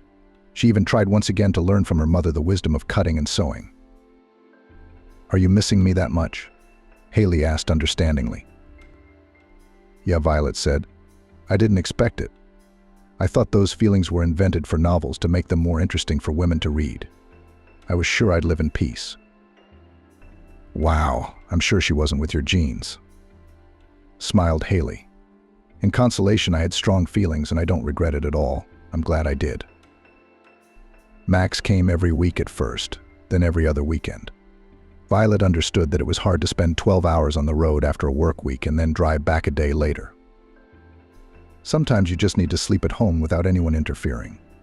On New Year's Eve, Max invited Violet to his place. He'd show her Moscow at the same time. Sometimes you need a change of scenery. Violet was careful to tell her mother. What would she say to that? Violet thought. "Violet, you really are old-fashioned," said Haley.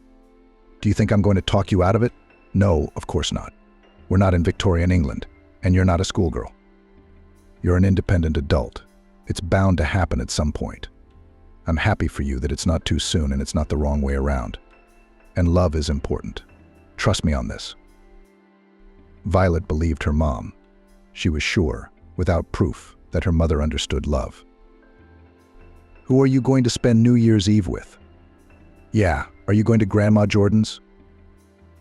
Once upon a time, the four of them had lived in this small apartment: Grandma, Grandpa, Mom, and Violet.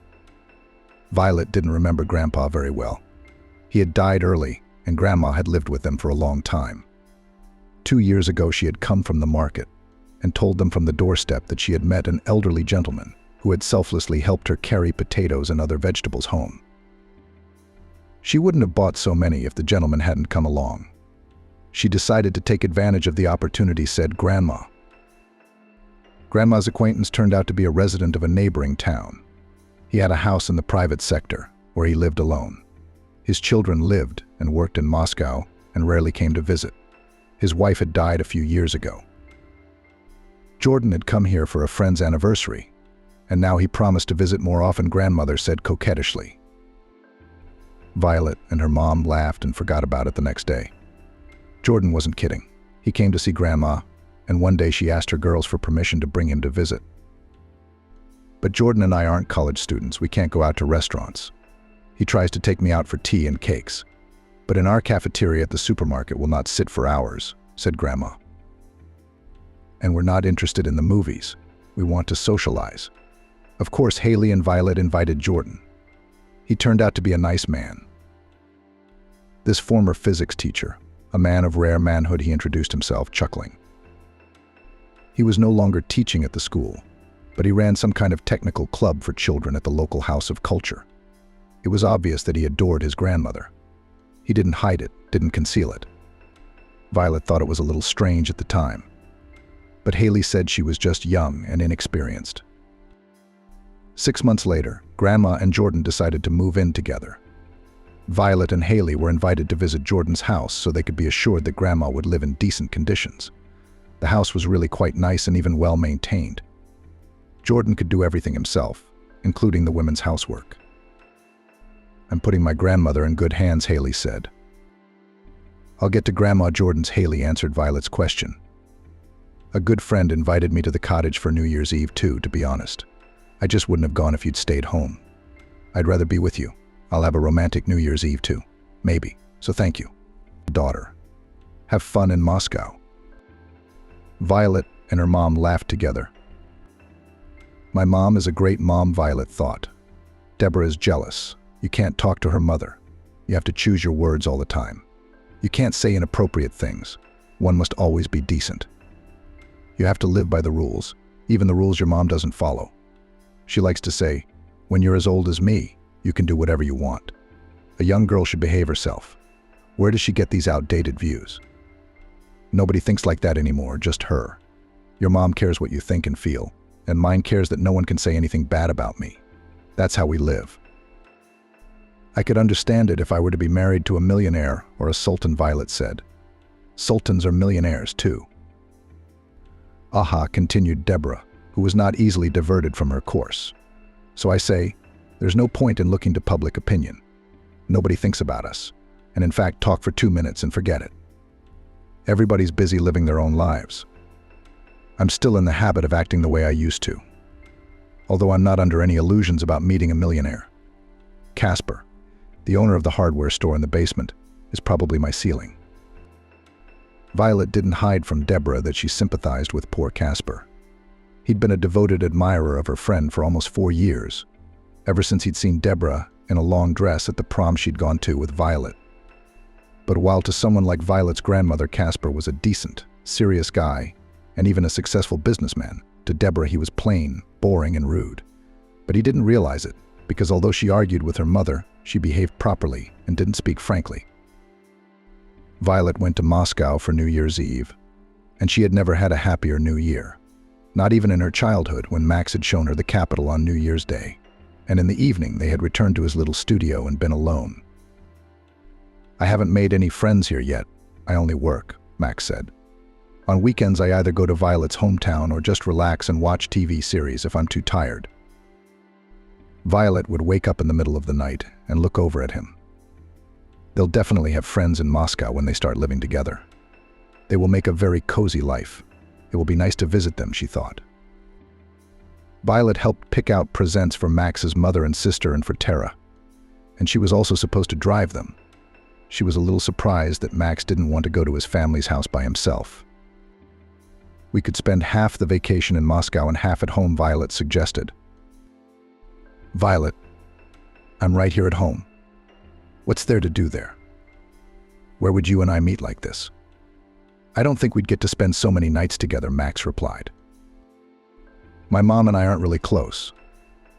If you've noticed, I love her, of course, but we don't have much to talk about. Mia likes to whine. She gave birth to Theru. No one forced her to, and now it's like it's someone else's fault that she's having a hard time. Of course, I feel sorry for her, but feeling sorry makes you tired. You're just tired. Violet hastened to justify him. She would find something to say to his mother and Mia. She would think of something to make them feel good. Everyone gets tired sometimes, even those closest to them. True, Violet couldn't remember her and her grandmother or her mother ever getting so tired of each other, but men must be different. Sometimes you have to leave them alone so they have time to miss you. She knows too little about that yet. I wonder how Mom is doing when she wished them a happy new year. Her voice was carefree and happy. Tanya sometimes thought Mom was the same age as her Violet thought. The New Year's Eve festivities were over. The usual dark southern routine was back. The calendar hinted at spring, but they didn't believe in it. Max visited Violet and his family less often, in 2 weeks or even 3. Violet understood, or seemed to understand. But she was restless, anxious. Nights of wind, knocking on the windows, and insomnia. It seemed to Violet that it was bad news knocking at the house that was kept from her during the day. Weekends without Max seemed long and useless. Deborah had somehow become a little distant. She had her own things to do. She had even stopped asking for details. Slowly, Violet became friends with Mia, Max's sister. The soft-spoken Mia came to visit with her daughter, Tara. They drank strong tea with a spoonful of homemade herbal balm, a gift from Jordan's grandmother, and Mom would read a book to Tara, or play with her. It was a little funny and very unusual for someone to address Mommy as Baba Haley, but it didn't make Mommy sad at all. Baba is a child's confidence level. Stupid girls. The girls weren't so stupid. They understood. Violet was pleased that Mia and Tara were visiting them often. It was like Max was getting so much closer, and Max would say every time they called, "Thank you for taking care of my girls." Violet's mom always encouraged them to pop in and out more often, and Max's mom was slow to invite them over. She's such a person. Violet's own mom would reassure Violet. And by the way, it was for the best. She's probably not interested, and she doesn't need to know everything about you, to watch you, to control you, to find things out. It'll be easier for you if you ever get married. Mama said it in good faith, without innuendo or double meaning. But Violet still didn't like it. If and someday. Is anything else ambiguous, she thought. After their promises and arrangements and all the wonderful things between them, it was springtime, when it was still cold in the morning without gloves, but the parks were already filled with pale green smoke from buds barely bursting on the trees. Violet had been sent to New York for a scholarly conference for child care providers and educators. Perhaps some of the family child care providers would have liked a change of scenery and a trip to New York. But the head sent a free Violet, who sympathized with her, very much a young and responsible specialist, for all the time of work without conflicts with the parents of pupils. In addition, just and fiancé in New York, to see each other. Violet decided to go without calling as a surprise. They hadn't seen each other in over 2 weeks. A surprise visit would make her even happier. "Mia, please don't tell your brother I'm coming. I want to show up out of the blue, surprise him." Mia was silent, a little hesitant, and then asked, "Are you sure, Violet? Wouldn't it be better if we warned him? Do you think your brother would be angry if he saw me? He's the one who keeps saying he misses me. I don't ask him to." "Yes, you're right, don't mind him. Yes, you're right. As my mom likes to say, I'm just very attentive." The conference started on Monday, and Violet arrived in New York on Sunday night. It's a long way from the subway to Max's house. What about a cab? She had so many homemade pies and pickles with her, and she wanted to take a little breather from the road and look pretty for Max. Violet paid the driver and got out of the cab at the corner of the house. There were roadworks, patches on the asphalt, and she had to walk a little. At Max's front door, a couple was saying goodbye. A girl in a light, unseasonable mini dress and a half coat thrown over her shoulders. She had shoulder-length, pearlescent white, thick hair. She tiptoed and kissed the lips of a young man who lightly put his arm around her waist. The girl broke the kiss, but continued to stare at her companion. It was Max, slightly wrinkled and pleased with himself. "Should I say hello to you in your chicken net?" Violet heard a familiar voice, playfully melodic, almost flawless. "What is she doing here?" Deborah laughed softly, turned away from Max and faced Violet. "One goes away and another comes," she said, not confused. But she didn't wait for an answer. Deborah walked away at what Violet and her mother called an underground pace. She had known her friend too long and too well. She was convinced that Violet would not follow her, would not be able to move. Violet's travel bags froze in her hands. She had to at least put them on the pavement to shake them off, but her fingers wouldn't bend, wouldn't obey. Max, as if nothing had happened, took hold of the handles of the bags and pulled them towards himself. "Give them to me, and let's go home." Violet followed him obediently, as if in a fog. In the elevator, she stood looking at her feet or in the corner. She couldn't raise her eyes to Max, as if she were afraid of seeing someone else entirely. In the apartment, she sat down on the edge of a chair by the table, with her back to the disassembled sofa. "Bunny, I didn't realize you were such a child as your charges in the younger group," Max addressed her condescendingly. "It's not like you and I are pure physiology at all. We rarely see each other. I'm a healthy man, and I have needs. I was sure you understood that, and wouldn't come unannounced so as not to embarrass me and yourself. I would never have let you run into each other here if I had known." "I am not afraid of your coming unannounced at any time," Violet replied. "That's why I'm marrying you. You have all the qualities of a good husband. That pseudo-friend of yours is the kind of woman you'd love to spend time with. Only idiots marry them. But you're not an idiot. You want a homemaker who's easy to fool. You're not that kind of girl. You just want to establish yourself at the expense of others. At least make snide comments about those who are more fortunate. And you fell for it like a little girl. Yes, she gets leftovers, and she convinces herself that she's beaten someone." Violet listened to him, daring him to look up. He didn't think he was wrong. He saw himself as a gift, a prize to be fought over. I guess it was good to be like that as long as there were fools like Violet. She stood up and picked up a smaller bag from the floor. "There's your other one, with the pies and the winter cooking. It's for a present." Max, with a conciliatory smile, blocked her path by the front door. "Don't be silly, Violet. Where are you going for the night?" "A hotel. I have a government room booked." "I'm here for a conference, not to catch you red-handed." "Oh, we're so strict, we're practicing the abused wife. Let me through." "Yes, go ahead, of course. What am I, a beast? When you stop, call me. Where are you staying and when will you be free? We'll go out after my work and your conference." He had a friendly smile. It was funny. He didn't even think to hide it, or even pretend to be remorseful. Violet didn't even have tears. It was like a stone had been placed on her chest. She decided not to call her mom. She wouldn't do anything to help, but she'd only get upset, think more silently, and open orders more slowly. At 7 p.m. The next day, when Violet had just gotten back to her room, Max called. Violet had agreed with herself yesterday that she would not answer the phone, but she broke her promise to herself. Different things happen. People change, realize something, and one night Max said, naming the address where to pick you up. He didn't doubt it at all. She realized that she'd overreacted. People don't change, you just get to know them better over time. But maybe he was only pretending to be so cynical. If he didn't care about Violet, he wouldn't have called. Now he'd take the opportunity to get rid of his annoying girlfriend?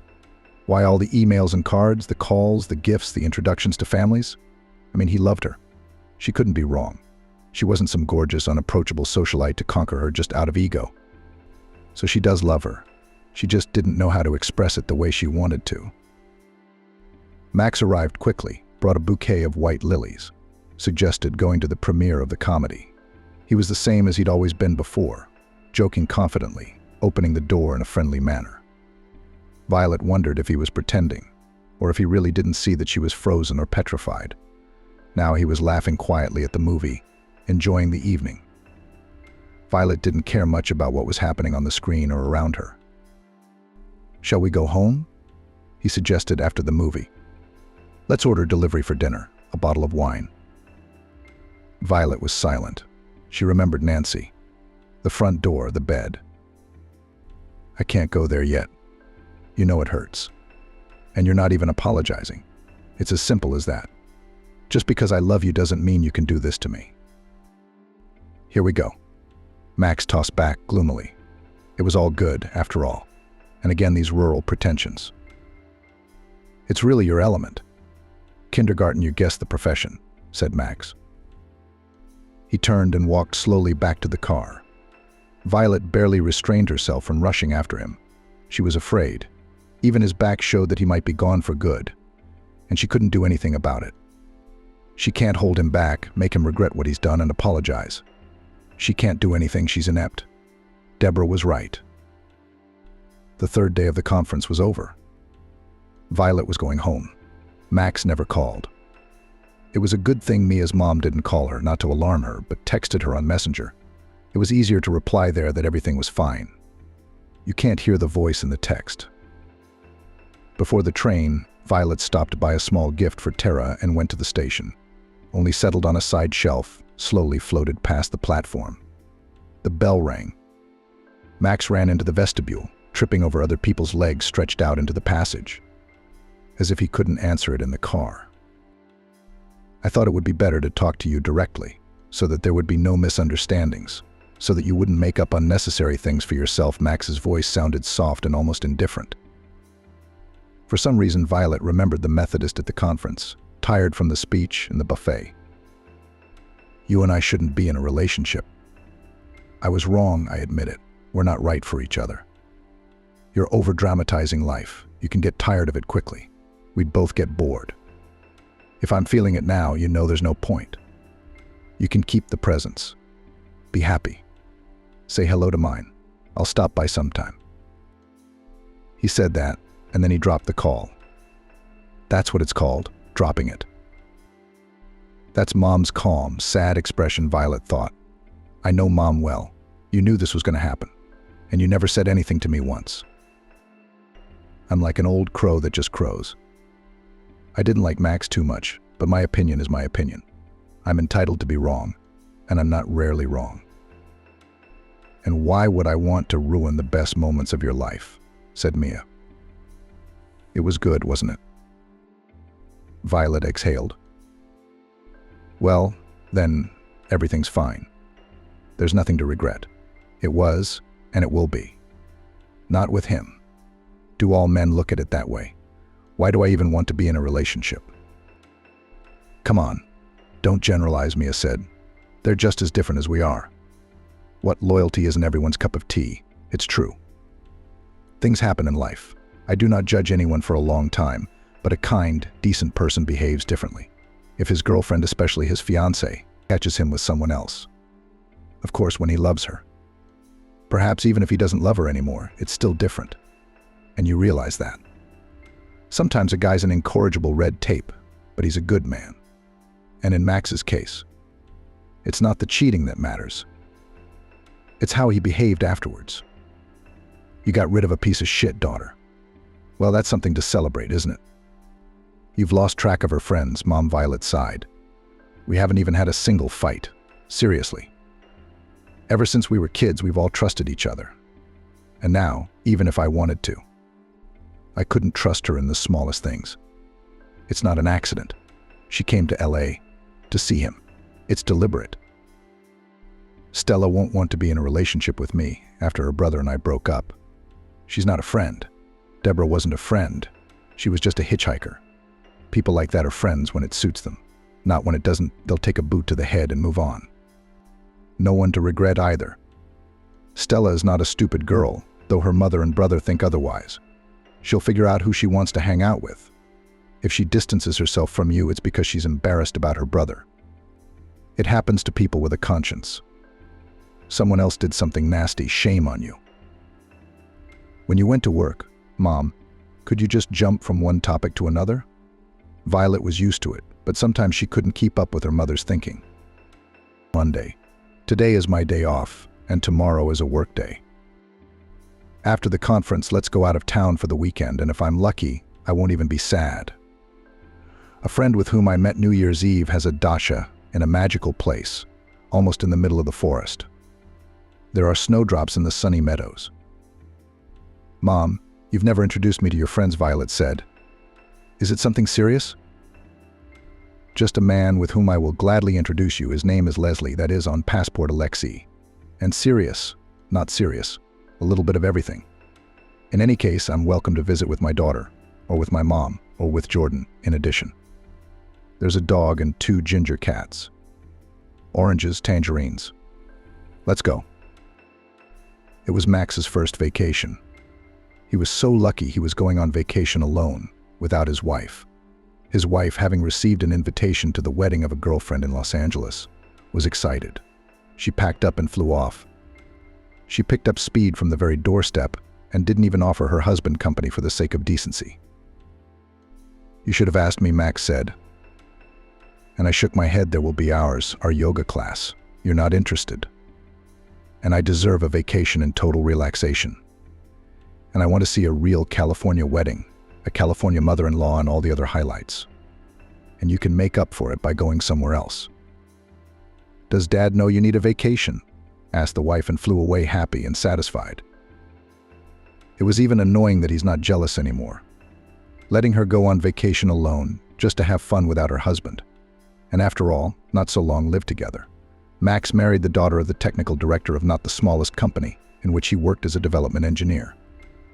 They met at a summer corporate retreat, where employees could take one of their family members with them at will, There was a lot of people. Contests, fireworks, dancing to pops, all sorts of nonsense for the fun of office workers. But a bright, confident brunette approached him when he was bored at the bar on the open veranda. "What kind of cocktail would I like?" she asked. She wasn't exactly Max's type, but if she was showing interest, it was indecent to ignore the chance. Max ordered more cocktails, drinking potentially. "I'm going out for a quick minute," Roxy said after the dance. "Stay here, don't leave." "While your lady goes to powder her nose, I'll tell you something," came the mocking voice of Peter's colleague over my shoulder, "so that you do not particularly scatter. That's our Sam's daughter, the one and only favorite. She doesn't want to work. She'll get it here, she'll die there. It's not my thing. She'll go and live in Florida, Hawaii, and then go back to learning new things. Daddy's a retrograde, and he wants to marry her off. She's going to be 30 soon. To him, that's the age for girls to worry about being single. I mean, it's not the best butterfly for your herbarium." Max managed to say a big thank you to Peter, only mentally. He grinned and disappeared into the crowd of colleagues, barely noticing that his companion was returning. If Max had any interest in Roxy, it had diminished with the news of her parentage. Better to play the right nerd, so that Roxy would get bored and switch to a more interesting subject. Violet could be seen to be a gambler. Max's game of nerdiness turned out well, even talented in some places. There was a reason he was in good standing with the company, but that damn Roxy liked him too. She preferred to think of herself as a romantic, but in fact she was determined, strong-willed, and tenacious. Max, who liked to set the tone in relationships and talk up girls, felt driven for the first time. Roxy had asked for his phone number after the corporate party, and she'd called him herself, never doubting that he'd welcome the call. She could call in the middle of the day and talk passionately about all the nonsense that girls usually had girlfriends for. When he was silent for a long time, patiently listening to this nonsense, she interrupted herself and asked, "Or are you not interested?" I didn't want to check what would happen if he answered not very much. All the more so because another alarm bell was ringing. Francis began to tell Max. "He'd treated you well before as a promising, responsible employee. But in a human way, he looked at you the same way he looked at others. He didn't notice you much before the corporate party, but after the summer corporate party, he started to touch on non-work topics. We talked about cars and boats. Max was invited to a fishing trip in a narrow circle, in which revolved rather closed, serious Sam. There was a lot to think about. He seemed to be seen as a future son-in-law. His relationship with Roxy was a protracted candy bouquet. Max just didn't want to complicate his life for fear of repercussions. In the eyes of Roxy's parents, he clearly looked like a well-mannered, serious young man with moral fiber who needed more than just a bed. It would have been very funny if it wasn't happening to him. A week before fishing, Max raided several thematic sites and bought himself the right equipment and the right spinning, with which it is not ashamed to appear in a serious fishing community. He enjoyed fishing as a hobby, looking for the upside to his position, and this was the first thing that came to mind. In fact, he just wasn't planning on getting married just yet. He was quite happy with the advantages of a single life. But if he reconsidered his plans, everything was going very well.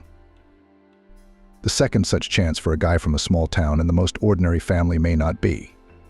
Without the right acquaintances and favorable kinship, he expected only routine work and slow career growth.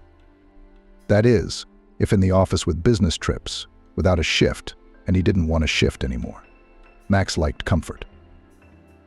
To be honest with himself, the prospect of marrying Roxy suited him just fine. Say the daughter of the head of the security department, gray with a heavy chin, and the look of a school vice principal would be a really dull option. Roxy is bright, draws male attention to herself, and overall she's a good-natured, cheerful girl, if you don't look at the little things. Max was well aware of what confused him the most. He couldn't stand feminists and seriously believed that most women's woes are from their influence. Max makes the money and dictates the rules. He envisioned his wife as a pretty, gentle girl who owed him a lot and recognized his supremacy. He had once had one almost 3 years ago in his hometown. It seems it was in another life. Violet's kindergarten teacher is a cozy, naive girl. He actually almost married her. Thought she was just the right fit. If I'd gotten my hands on her friend who entertained for money. The hunter's appetite kicked in, and my girl was in the wrong place at the wrong time and saw us, and walked around with such a reproach in her eyes and seriously waiting for repentance. Although before she had obeyed without question, Max recalled. He saw the snake lurking in a quiet pool and changed his mind about getting married. Max achieved everything himself, not to have his standards imposed on him, and now here we are. He's definitely not going to live by his own rules. Max still hadn't decided overnight from Friday to Saturday what line of behavior to take at the informal meeting. Francis, his two friends, and his cousin greeted Max cordially and did not show their superiority. Late in the evening, as the company drank and dined in a cozy rented cottage, Sam called Max to the terrace and bluntly asked, "Are you serious with Roxy? Just explain honestly, man to man, I'll understand." "I love your daughter, Sam," Max declared. "Whatever happens." "Why are you stalling?" "She's waiting. It's just a fashion for girls to be independent. But they're really waiting for a man to take the initiative. You know that without me, you're not a boy anymore. I realize that I am not yet able to provide her with the standard of living to which she is accustomed." Max justified himself. "I'm afraid I'm not up to it. I don't want to look like a cunning provincial Alfonso. It's not for me. I realize that Roxy deserves someone more successful." "So what? We're so proud," Sam snorted. "Okay, I hear you. I get it. Now I'll tell you, my daughter has my personality. We don't care that you're not rich. It'll all come. You just have to want it. Do you have it?" "I can see that, and I'll help you," Sam said. "I care about my daughter's happiness, not what other people think. I don't work like an ox for myself. When you have kids of your own, you'll understand. Roxy never wanted to get married. She just waved it off. But she wants to marry you. So don't hesitate, and don't hesitate to propose. Your mother and I will throw you any kind of wedding you want. 300 people, or just the two of us in the Maldives." "Thank you for your understanding, Sam. Just as long as everything works out," Max replied. And that's how Max got married. Olivia didn't want a big celebration. "Weddings are just for drunken guests and hackneyed plots," she said. Max was grateful to her. First, he was bored with crowded gatherings. Secondly, he realized that his mother and Mia would look unrepresentable against the background of well-groomed, carefree friends and peers of the bride. Poor, simple-minded relatives of a provincial boy. And without a lavish wedding, there is no show of one's humble kin. Max called home and announced that he was getting married. They will go on a wedding trip, and then sometime come to visit with gifts. Since then, Max never got around to stopping by, not even by himself.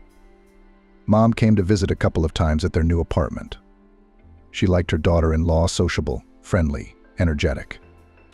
Son listens to her, and he is very much in favor of control. You can see that, Mom said to Max. He even listened calmly, did not object. His wife was really a good influence on him. Sister Mia never came once. Olivia gave her sister the usual greetings. When I call home, tell her I hope to see her and get to know her better, she told Max. Olivia was easy to get along with, as long as she didn't contradict her. She turned out to be smart, observant. Max had to say goodbye to all his girlfriends and not make any new ones. Max's day was scheduled by the minute, so it would be extremely difficult for him to carve out time for anything but Olivia's work and her approved hobbies like fishing with her dad. By the way, Max had really gotten into fishing. Sam was a tough strategist and tactician at work. In life, however, he was a simple, honest uncle who didn't go into complicated reasoning and sincerely attached to his son-in-law. Now he wanted grandchildren, and he told Max about it as directly as he offered his daughter as a wife. Max, when do you plan to have children? I'm old enough. She wants to. She was talking to her mother, and I overheard. You know, we're going to help you with everything. Olivia's going to be a great mom, a caring mom. It's the most suitable thing for her to do. Maxim himself would prefer that Olivia's activity, care, and custody be transferred to a child, or better, two.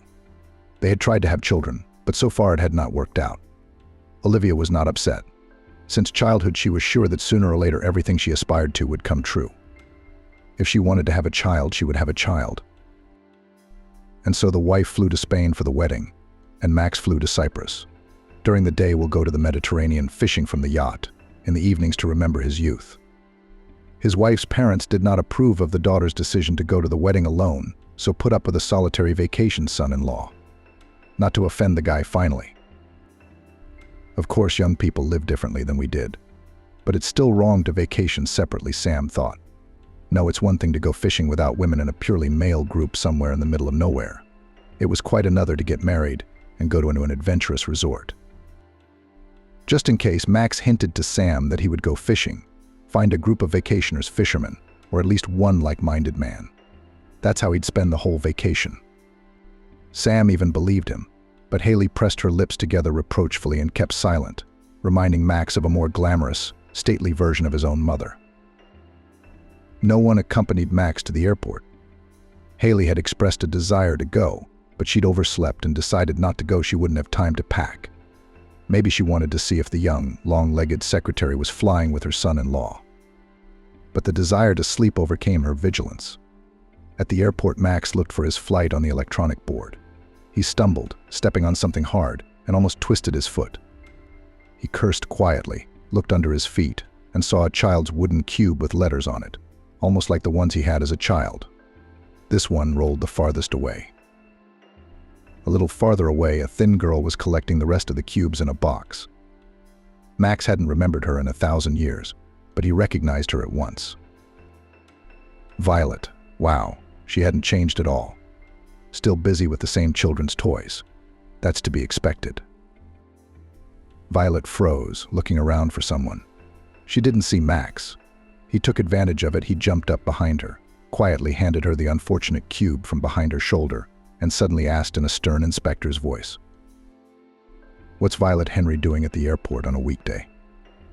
Accompanying kindergartners on a field trip to flight attendants and stewardesses. I didn't expect to remember her middle name.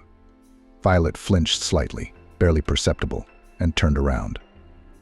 For a few seconds there was a flicker of confusion in her eyes, but it was immediately replaced by a calm smile, the kind of smile one uses when greeting someone one knows on a first-name basis. Violet Henry sometimes rests, she grinned softly, indifferently, ignoring Max's tactless prank. I wanted to continue the conversation and embarrass her. But Violet saw the people she'd been waiting for. A little girl with a mop of brown curls and bright red sneakers was running toward her. She was followed by a cheerful girl and a schoolboy. "Mom, it's okay. We washed them all." Violet heard the little girl's cheerful report. "Good girl." Violet laughed. "Here are the cubes. Tell Misha to put them in his backpack, and don't look in other people's backpacks." "I used to play customs with Misha," said the little girl. She looked a lot like Violet. The same thick hair, the same clear skin with a few freckles. The eyes are not light brown, autumnal, not visible, but almost round, big and mischievous. You can already see that she will grow up to be very beautiful, Max suddenly thought. "Thank you, Tara, for bringing order to this gang," Violet said to her friend. "I met an old acquaintance while I was waiting for you." She nodded politely to Max. "We should go. Have a good day. Have a good vacation or business trip." "And to you," girls nodded Max. The friends separated the children, taking each of them by the hand. They went to the baggage claim line. Somewhere in the middle of the line for the Montenegrin flight, an elderly woman with suitcases was waiting for them. I wonder if he was just choosing between Cyprus and Montenegro, but he chose Cyprus. It would have been funny if they had flown to the same resort town, but we didn't, and probably with children choose other resorts, thought Max. As Peter likes to say, when you have children of your own, you'll understand. Somewhere the carefree and waltzing mood disappeared. Max handed in his suitcase, sat at the bar with a brandy and coffee. It seemed that at the opposite end of the hall still flashed this four moms with children, thin girls of about 5 years. How much he understood about children. They'd said goodbye just about 6 years ago. He could very well be her father. And his eyes. He's wrong, though. There's not many eyes like that. And if the child was his, he would have been informed. Sister Mia, who'd never forgiven him for dumping her girlfriend and not even wanting to meet his wife. Or Violet herself. But as it happens, usually, "Let's make up, my love," We'll have a baby or her mom, or his mom at least as a warning that they can file for child support. No one's ever said a word. It doesn't work that way. So there's probably another option here. Violet was looking for comfort after they broke up, and now someone's seriously comforting. That's fine. It's better to think that way. Anyway, she's not poor now, taking the baby to the seaside. When they met, she had never been further than Moscow. Max had absolutely no intention of thinking about Violet any further. He tried to play a game to guess which of the spicy girls in his line of sight was flying to the same place as him. But the fortune teller wasn't distracting him, and there were no really interesting girls in sight, so he kept looking for the familiar silhouette.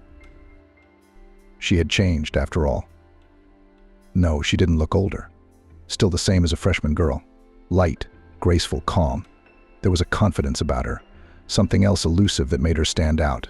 Yes, she'd always had good taste, but she didn't get to refine it very often anymore. And that wasn't likely to change. She should at least be able to enjoy her vacation. Olivia called from Spain several times a day, counting nighttime in case she had a nightmare or wanted to share her impressions immediately. To start an affair in such an environment, when at any time may come, seeing his wife's call, only to fray his nerves whether in Cyprus or Massachusetts. Max suddenly realized that he was really tired, and if he wasn't hanging out in a bar or on the beach, he was fishing, in the company of a quiet Yaroslavl uncle of advanced age. Uncle Sam. Max was even a little scared. That he likes such a vacation. Is he getting old? It seems very early for that. He returned to Moscow with fishing bikes for Peter, and the usual life continued. The next year, Olivia drove him crazy with her mood swings. They couldn't conceive. It got to the point where she decided to see a doctor. She hated going to the doctor, except for the dentist, and presented it as a sacrifice for beauty. Going to the gynecologist was even harder for her. Max waited doomedly for her to share the details, as was her habit, but he exhaled with relief. Olivia had suddenly stopped sharing, talking only to her mother. While she waited for the results of the tests, he remembered to give her the usual signs of attention and didn't ask her anything, as long as she left him alone. But one day she came, not looking like herself, fell back in the chair and said with a tremor in her voice, "I don't stand a chance." That's when Max rushed to comfort her, just as she had expected. He did feel a little sorry for her. She's not a bad girl. It wasn't fair that she was so unlucky. He said that doctors sometimes make mistakes, that they still hope and try. You know, all the things you're supposed to do in a case like this. He himself was not depressed. He had no burning desire to have children. To be honest, he didn't see the tragedy of life without them. The only fat disadvantage he saw was that without children, Olivia would have to guard and control him. In another year, Olivia, having consulted with her mom and dad, voiced to Max the decision they would adopt a child. More precisely, they would adopt a child. She wanted a girl. Max was used to show firmness, but from the fright remembered the past and answered categorically and adamantly. "No, don't even try to approach me with this proposal again. You have grown like a greenhouse flower. You don't know life.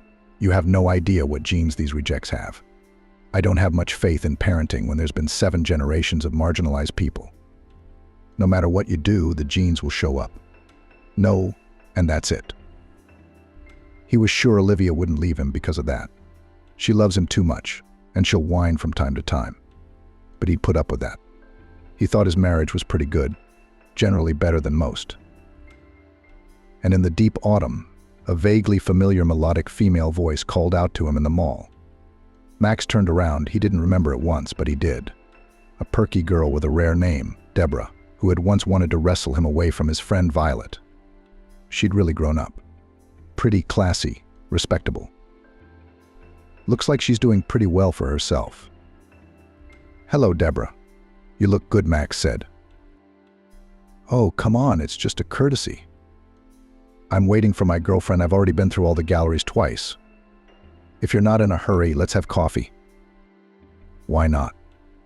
Let's do it." They sat down in the cafe. He only had coffee. Deborah had a cognac too. "I'm fine. I don't drive. I'm not good at it. I'm not good at it.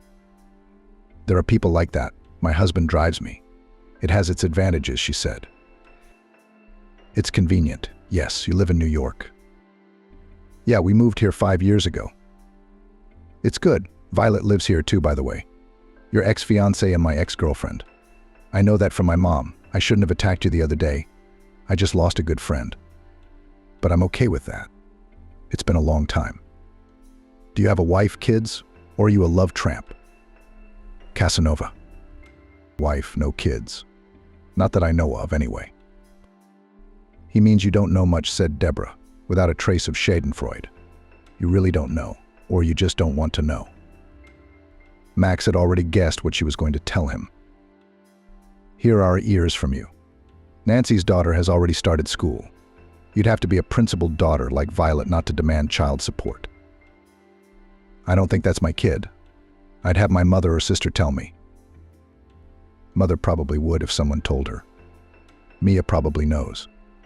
But my friend told me not to say anything. When did you and Violet break up? She moved to New York a couple months later, got a job at a private daycare center. Some friend of her mom's, Aunt Haley, helped her out, and then she married him. Imagine that. And my mom has a friend. At our women's health clinic, she's the one who told me that Violet came to see them, and that Violet was pregnant. It's definitely your baby. When it comes to Violet, you can be sure. So Violet, Aunt Haley, they didn't say anything to anyone. It was just a quick getaway to New York. Violet left. She was born here, and she's still here. I don't know her address. I don't know her phone number. I don't know her address. I don't know her phone number. Bullet. Why are you telling me this now? I don't know, someone should have told you. You decide whether you need this information or not. Deborah laughed quietly. Another 6 months passed and spring came. Roxy had lost weight from worry. Max had always thought thin women looked more attractive, but his wife didn't like thinness. She even forgot his categorical statement about adoption and kept asking, demanding, crying. But one day she met him from work soft, calm, and thoughtful. After dinner, she made them both a cocktail, sank quietly into a chair, and said, "You already have a child, so you don't want someone else's. You don't even ask where I went for 2 days. You're not interested. I went to your sister's. I've been wanting to meet her for a while, and I thought, why not now? They're both great, your sister and your niece. I got it out of Mia that you had a kid. You know how hard it is to get rid of me. No, I'm not going to get hysterical. That was long before my time. On the contrary, I have a good thing to offer you. Don't laugh. I've given it a lot of thought, and it's a good thing. Why don't you meet my daughter? She'll come to visit us on weekends, we'll give her presents, support her financially. Just be friends. We'll have a kid in the house, and it won't be someone else's kid. I know there are cases like this. It's not uncommon for a girl to be friends with her stepmother. She's so pretty, your daughter. Mia showed me a picture of her, and she's very bright, like Mia says. She picks things up on the fly. Her mom's going to be so happy that they suddenly have support. Olivia, I found out 6 months ago by accident that I had a daughter. You may not believe it, but it's true. If her mom wanted my support, she wouldn't have kept me in the dark for so many years. She's a different kind of person. A little weird, Olivia said. Mia told me how you two broke up. She tried to keep the facts straight. I guess she felt sorry for me. It's not for me to judge you. I had 2 abortions when I was young. And now I'm childless. So it's not for me to moralize. If you're uncomfortable talking to your daughter's mom, I'll talk to her. Maybe it's better that way. I'll explain everything honestly. She'll understand. I'll be like Mia's aunt to Nancy. Olivia always thought you were a practical, sensible woman. At least a reasonable one. Where do you get these crazy ideas? Well, find yourself a hobby. Life doesn't end with kids. That's ridiculous. If you worked like me, you wouldn't have time to think about nonsense. Aunts and uncles. Did you ever think how stupid I'd feel in this situation? She seemed to be thinking about saying something else. You could tell, but she didn't say anything. But it's also wonderful that she's learned to stop, if only for a while. Violet and Nancy were returning from a ballroom dancing class. They walked at a leisurely pace. Nancy talked excitedly about her news, demonstrating the new move she had been working on today. It was very hard for her to stop right away. After class, the instructor remarked on her flexibility and plasticity. The day was warm today. The sun was already warming, not just shining.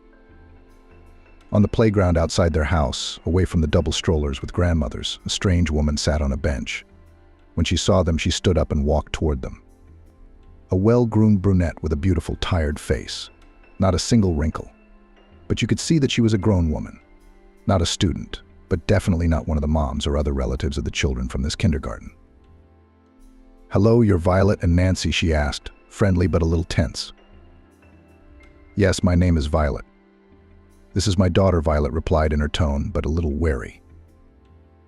"This didn't seem like an official visit," said the stranger. "Violet, would you have a moment alone?" "We can do it here, Nancy. Walk a little on the grounds, please, and chat with our neighbors. I won't be long." "All right," replied the girl, glancing curiously in the direction of the stranger. "I'll be around if you need me." The brunette smiled, escorting her with an attentive gaze, and hastily introduced herself. "My name is Olivia, and I'm Max's wife, Nancy's father." There was a brief, careful silence between them. Violet gently broke it first. "Okay, let's get acquainted. I won't even try to hide my bewilderment. Why do you need us? If we haven't threatened your family's budget so far, we won't.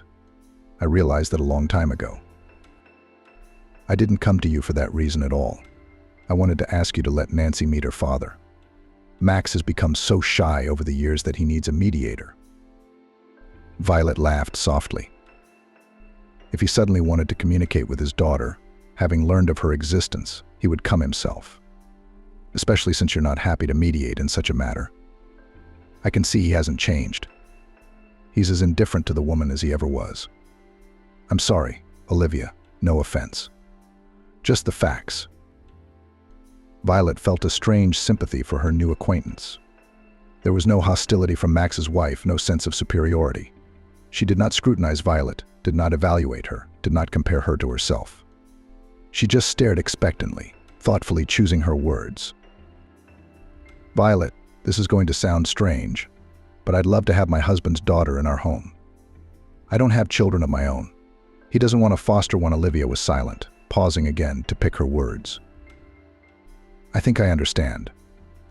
"You don't need to explain further," Violet stopped her. "I'll tell you a platitude: doctors sometimes make mistakes. I work in a kindergarten. I know many such stories. Every daycare center has a child whose mother thought she was infertile. Are you hoping for a chance? It helps a lot. What about Nancy? I'm getting married in a month, and for Nancy, my husband to be as her daddy. She doesn't even doubt it. She doesn't even doubt it. Me too, by the way," Violet continued. "Imagine if this were your child in your situation. What would you do?" Yeah, I'm not coming back. I apologize for the stupid idea, the wasted time. I'd have a very different conversation with me if I were you." "And I'm sure you'd understand, too," Violet replied. Olivia nodded. "Thank you." She turned and walked toward the parking lot, waving to Nancy as she went. And I was still feeling sorry for myself. At first, Violet thought, looking at her, though I was never as lonely as she was. Leslie won't arrive from her business trip until tomorrow. Nancy is already asleep, and Olivia and Nanny have one eye in the other. No, there's nothing to be afraid of course. Max wouldn't be coming. He didn't like to make things difficult for himself and hardly liked it when they broke up. Was Violet not lying about herself already? She was in love with a man she should stay away from in the first place. How could she have been so naive? She asked then, telling her mom. She wasn't even asking her mom. It was a question in space.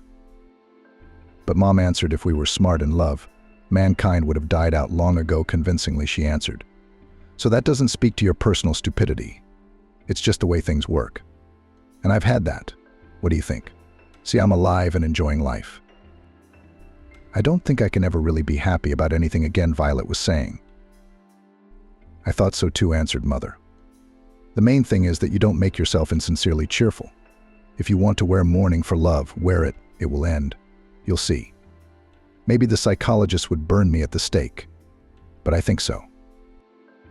Violet believed Mom. Mom was not only her own psychologist, but she was also a psychologist to others. Violet was sure that many clients went to her over the years, not so much for a closet makeover, as for a conversation to chat with Mom and see that their problems weren't so dire and insoluble. And then came a series of happy coincidences.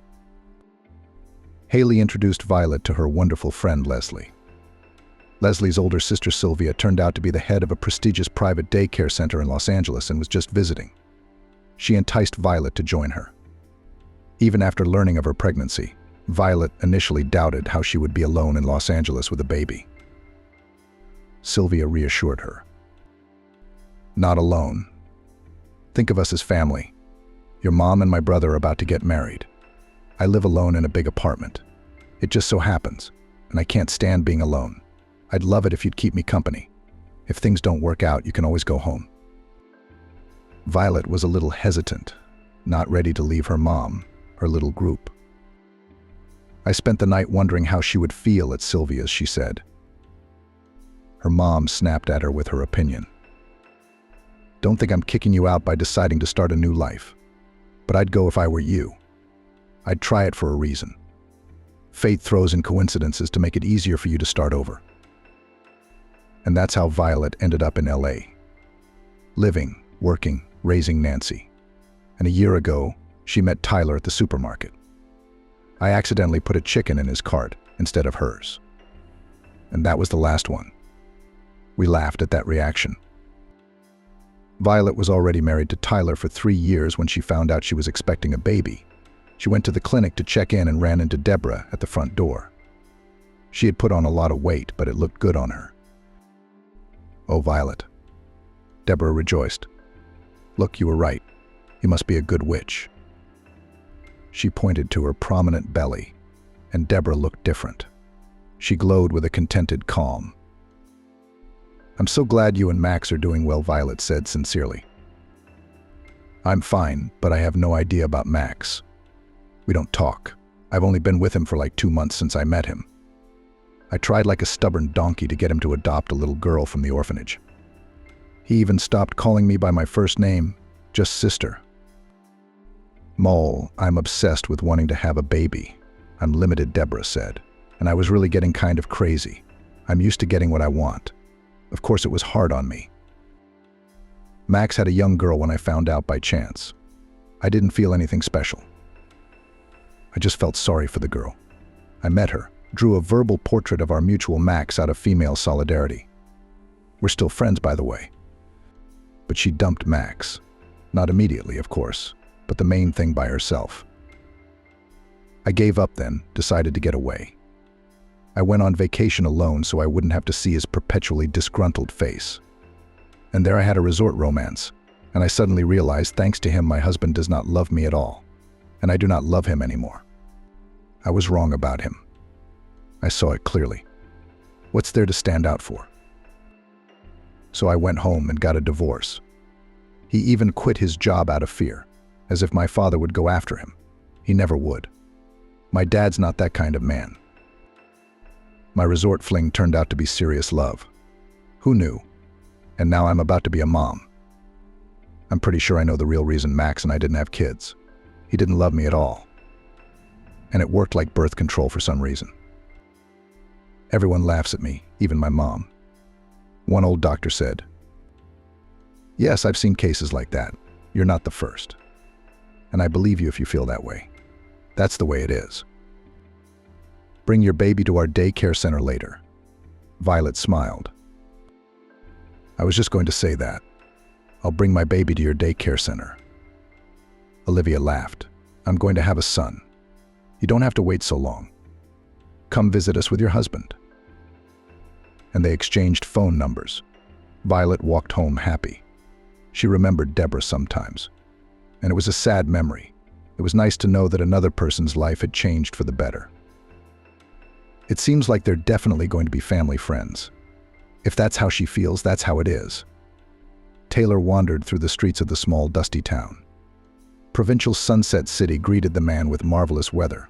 Warm, but not an exhausting heat wave like Los Angeles. The sky was slightly overcast and there was a pleasant freshness in the air. The man is here on a business trip. The company, where he worked as a general manager, planned to open branches in such small towns. And this, in Taylor's opinion, was a very successful and profitable project. Taylor had already held a business meeting, agreed on everything with the local administration. In fact, that was the purpose of his trip. And now he was walking back to the hotel. No, Taylor, of course, was offered transportation and local cab drivers. The man himself decided to walk around the city. He wanted to walk through these narrow streets, to see how the people lived here. The city reminded the man of Cedar Rapids, the place where he had been born and raised. In such small communities, of course, there is little for young people to do. There is nowhere to go to study after school, no clubs and sections. But it is a pleasure to raise children in such towns. Everyone knows each other. A first grader is not afraid to let go to school alone. The distance is minimal. There is no need to stand in traffic jams at 8 a.m. to take your child, for example, to a doctor's appointment. And the children for themselves, local streets, abandoned wastelands. A perfect arena for all kinds of games: hide and seek, catch up. Taylor even smiled, remembering his own childhood. Just then, a group of boys about 8 or 10 years old, tanned, in shorts and sandals, slightly disheveled, thin, impetuous, rushed past him. These guys were obviously playing some kind of their own, very interesting game. The motley crowd swept down the street and disappeared around the corner. Taylor looked at them with a smile. He and his son used to run around with friends like this all day long. Summer vacation was the happiest, most carefree time. You run around, you jump around. Then you fly home, run to the 5th, the very last floor, and open the door with your key, which at that time all children had on a string around their necks.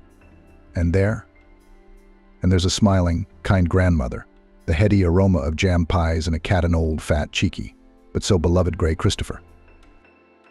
Taylor couldn't hold back a smile. He felt good with his grandmother, cozy, calm, nourished. She had in fact raised him. In Taylor's childhood, his mother did not appear often, and it was always a bright event for him. Mom usually came unexpectedly, all dressed up. According to his grandmother, beautiful, young, stylishly dressed, skillfully made up. She wasn't like the mothers of Taylor's friends. Those were ordinary housewives in bathrobes, and Taylor's mom looked like a TV star and acted like one. Taylor was proud that he had her so special. His grandmother said that his mom had a lot of work, and she worked as a journalist in New York City, writing stories for the newspaper and radio hosts. She also works part-time as a freelance reporter for a beauty magazine.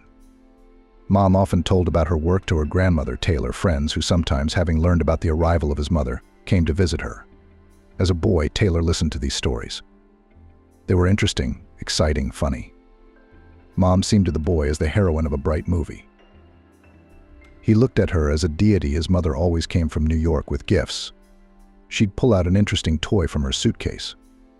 Yes, the kind that in Cedar Rapids, where Taylor's childhood passed, has never been.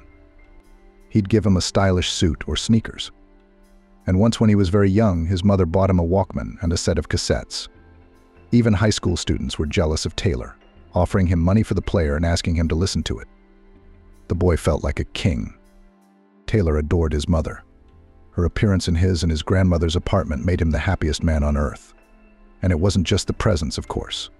True, his mother always appeared for a short time, a couple of nights at most, and then returned to her bright, busy life in New York. And there was no place for her son in that life.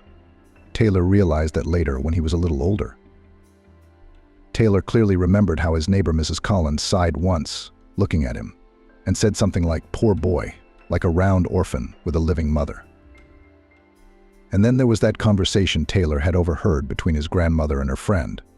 Taylor had gotten home early from school that day, opened the door with his key, and overheard the whole thing. Grandma was sitting with her neighbor in the kitchen. The older women were drinking tea and discussing him, Taylor and his mom. It was the neighbor who had said many unkind things about Mom, that she had a lot of suitors in New York. That's why the woman does not pay attention to her son, gives little money for his maintenance. And all that cares about the boy, she transferred to his grandmother with peace of mind. And she herself lives at her own pleasure. The grandmother seemed to have nothing to object. She tried her best to protect her daughter, talked about the difficult life of a single mother, assured that she worked so hard only for the sake of her son. But all her arguments broke down on the arguments of the neighbor. And Taylor then realized the grandmother herself did not believe her own words, that her daughter simply had no choice. Since then, Taylor had come to realize that his mom wasn't a perfect woman or a superhero. And it hurt a lot. The grandmother gave her only grandson all her care, love, attention. But as the boy grew older, it was his mother who was missing more and more often. There was nothing to say about his father. Taylor did not know him at all. But Mom is young and energetic, modern. She was never there for him in times of need. Never. Taylor caught pneumonia and almost died in the hospital. Never. It was time for the kid to decide on a career. Grandma was always there for him, just Grandma. So soft, cozy, kind. But the mother appeared only sporadically and did not particularly seek to get into the problems and affairs of a growing son. Since the age of 12, Taylor clearly saw her indifference to himself. His mother came to him and his grandmother as if only to serve a heavy duty, to put a check mark in the list of urgent tasks opposite the item communication with his son. Gradually, Taylor began to feel something of a dislike for his parent. When she visited, Taylor would try to go to a friend's house or lock himself in his room. But he couldn't stand his mother's visits anymore. He couldn't stand it. It was hard on him. Taylor, walking past the ice cream parlor, suddenly remembered how his grandmother used to take him to the same cafe every morning on his birthday and let him order whatever he wanted: soda, ice cream, chocolate. And then for lunch, Grandma would bake a delicious cake, pull out cans of compote from the pantry, and call the neighborhood boys to the table. Mother was never present at these celebrations. She usually arrived a couple of weeks later. With gifts, of course, she congratulated her son and hurried back to her beautiful life, as it seemed to Taylor at the time. Only once did he and his grandmother visit his mother in New York City by themselves. The huge city at first a little frightened Taylor, but soon the boy fell in love with it. There was so much here: a zoo, a huge amusement park, not like in their Chicago, wide streets, fountains. The cars were huge, bright, beautiful. Mom lived in a small rented apartment. One room, but spacious, bright, clean. Taylor loved the view from the balcony: high-rise buildings, roads, motley crowds of people streaming through the streets. You could look at it forever. Taylor often asked his grandmother later, when are they going to visit Mom again? He was so excited to see New York City again. Secretly, the boy dreamed that his mother would someday take him to live with her. But for some reason, his grandmother avoided answering. And one day she irritably shouted at her grandson, "When shall we go? When will we go?" "Never. Your mother doesn't have time. She has a private life there. Why should we meddle in it?" That's how Taylor knew her grandmother wasn't happy with her daughter's behavior either. Yes, she defends her to the neighbors, but Grandma still seems to be hurt and resentful. By the time it was time for Taylor to go to university, he almost hated his mother for her indifference, for her inattention, for always putting her work and her fans ahead of her son and mother. He chose the local university, easily entered the prestigious law department. Neighbors were surprised, thought that Taylor should go to New York, closer to his mother, to enter the Metropolitan University. But at that age, Taylor wanted nothing to do with the woman who gave birth to him. He didn't like her. And the guy was very worried about his grandmother. She was already very old, her heart often seized. Taylor stayed with her to keep an eye on his family. And in his third year, he had his first love. And it was the kind of love that blew his mind. Before Taylor first saw Melanie, he had no idea that he was capable of such feelings. At that time, the guy met with a former classmate, Sharon, went with her to the movies, to dance at the local waterfront, walked by the hand. Everything was orderly, peaceful, exemplary. Sharon was a nice, pretty girl. Sensitive, not stupid. She made Taylor feel at ease, but nothing more. Melanie was a real passion. And then they found out they had a lot in common. A slender girl with long hair the color of melted chocolate and bright black eyes Taylor noticed at once. She was sitting on a bench in the courtyard of the university. This brightly colored beauty immediately caught the guy's eye. He sat at a distance, pretending that he was deep into his notes, but he secretly watched the beautiful stranger. Once the girl intercepted his gaze, Taylor was embarrassed. But the stranger apparently recognized the feelings of the guy and smiled at him, and that was it. Taylor realized that he was missing. The girl gracefully slipped off the bench and approached him. She smiled again. Anyway, Taylor never made it back to his classes that day. He and Melanie, that was the name of the beautiful stranger, went wandering around the city. Taylor felt happy and free then. He put his arms around Melanie's waist, kissing her in front of everyone. The girl liked it all, which made the guy's head spin. He never once thought about Sharon during that walk. Then, of course, he had to explain himself to his friend. Sharon cried, begged him to stay. It seemed that she really loved Taylor, but he was already irresistibly attracted to Melanie. Bold, beautiful, a little willful. Melanie came from a so-called dysfunctional family. She and her mother and younger brothers lived on the outskirts of the city, in one of the poorest neighborhoods in Detroit. Melanie's mother drank, changed suitors like gloves. And that's what she saw from a very young age. You know, she didn't care about me or my brothers. And it's always been like that, Melanie shared. She could disappear for 3 or 4 days.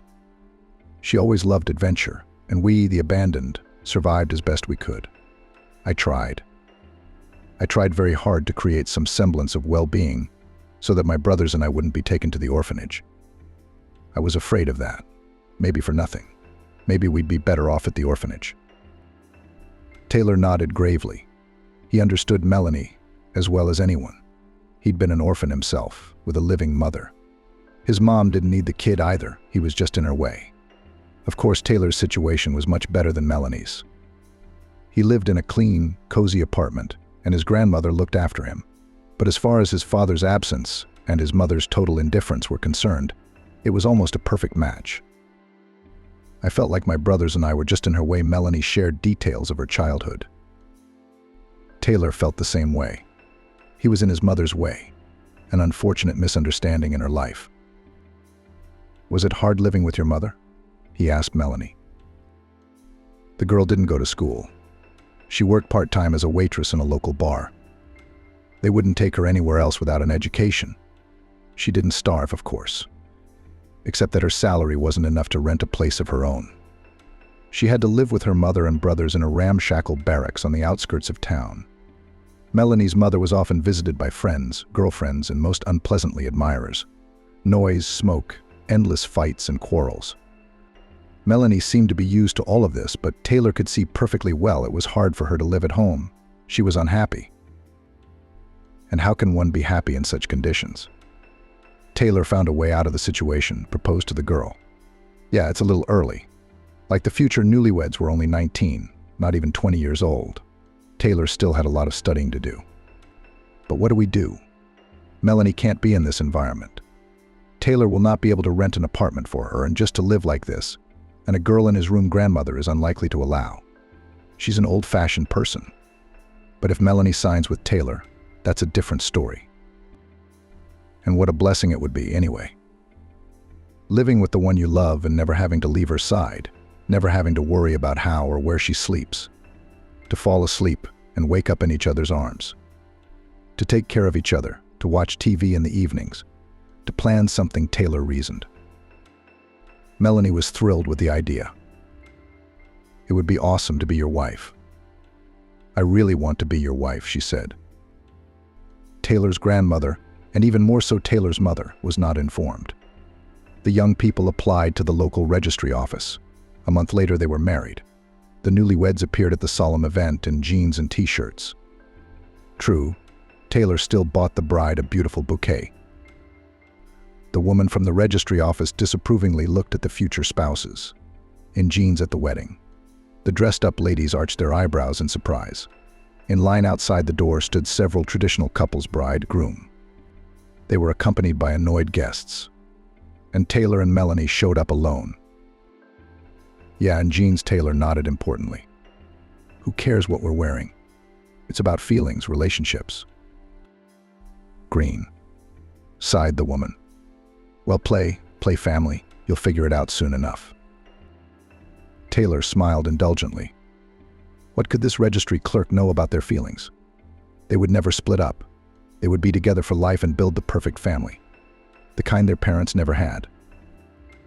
But the woman at the registry office was prophetic. She must have had a good eye. After all, so many couples had been married by a seasoned employee. Taylor just faced the fact. He came home in the evening with Melanie on his arm and announced that they had signed in the morning and would now live in the apartment. Grandma clutched at her heart. Oh, but tried her best to stay calm. Taylor realized later that he shouldn't have done that. Grandma had a bad heart, after all, and she would have supported him anyway. But as it happened, so it happened. He was young, inexperienced, in love. Grandma immediately assembled the table from where she'd just come. It turned out to be a celebratory dinner. The three of them sat up late talking. Grandma, having learned the details of Melanie's life, felt pity for the poor girl. It was obvious that she liked the young wife of her grandson. For about a year, everything was just perfect. Taylor studied, Melanie worked, and helped her grandmother around the house. Everyone seemed to be happy with the way life was turning out. Melanie had almost stopped drinking. Her mother took the news of her only son's marriage, like everything else going on in his life, with indifference. She was about to get married, too. Finally, one of her suitors was ripe for a serious step. It seemed to be a co-worker of her mother's, a man much younger than her. Not Taylor's age, of course, but only about 10 or 12 years older than Taylor and Melanie. They were planning children in the near future. Both of them decided that first they should stand on their feet, establish themselves in their professions, buy a separate home, and then think about heirs. But fate ordered otherwise. About a year after the wedding, Melanie pleased Taylor with the news. There's going to be a baby. Taylor then took the news as another adventure. He was breathless at the thought that he and Melanie would become young parents. It wasn't scary. His grandmother was always there. She'd help, she'd teach him everything. So why worry? They'll manage. The pregnancy didn't go very easily. Melanie didn't feel well, was often hospitalized, and the mom-to-be's temper deteriorated. She became cranky, demanding. She constantly reproached Taylor in something, said that it was boring with him, that he does not earn enough and does not know how to do anything. And Taylor? He suddenly began to realize that his feelings for Melanie were somehow cooling down. His heart no longer beat in the same rhythm when he saw her, and his wife's smile didn't bring the joy it used to. Taylor looked at Melanie with different eyes now. He didn't see a forward-thinking girl, but a person with a lot of bad habits, not the same old bold beauty. Grandmother seemed to notice the cooling of feelings between the young couple. She tried to fix something, talked a lot with Taylor, explaining that pregnancy often becomes a test for both husband and wife. The guy seemed to understand the grandmother and agreed with her, but could not help himself. And Melanie acted as if Taylor was suddenly disgusted with her. Boring, predictable. "I can't take it anymore," Melanie said often. Taylor either didn't say anything or answered rudely and walked away. He thought having a baby would change everything. But then Naomi was born, a tiny, confused infant. Grandma could spend hours gazing at her great-granddaughter's crib. And Melanie and Taylor genuinely didn't understand what there was to admire. They named the girl Naomi. That was Melanie's decision. Taylor didn't mind. He didn't care. The child at first did not cause him any feelings. And later his daughter began to irritate him. She cried all the time, had to be soothed. The grandmother focused all her attention on the baby. Therefore, Taylor now had to pour his own tea and heat dinner, as well as dilute the formula for his daughter, since Melanie had no milk. This had to be done at all hours of the day and night. If Naomi started crying during the night, Taylor would get up and dilute the formula, while Grandma tried to soothe this crying creature. Melanie flatly refused to run to the baby on cue. And Taylor was very understanding. Melanie was drawn to her daughter. She probably wasn't ready for motherhood, and having a baby hadn't worked a miracle. Nor did their sense of responsibility to their newborn daughter Naomi. Nor had a caring and loving grandmother stopped it. Taylor was now deeply ashamed of his attitude toward his daughter. She had been unlucky with her parents, both of them. Probably if it wasn't for her grandmother, the child welfare authorities might have taken the girl away from her and Melanie in the first place. Grandmother, she and only she gave Naomi in the first months of her life what every infant needs so much: tender lullabies, tender, warm embraces, unconditional love of a mother. She came one day to meet her granddaughter. She brought, as always, a lot of gifts for Taylor, Melanie, and, of course, Naomi. Taylor watched with jealousy as her mother lovingly rocked the little girl in her arms, looking at her with a tender gaze.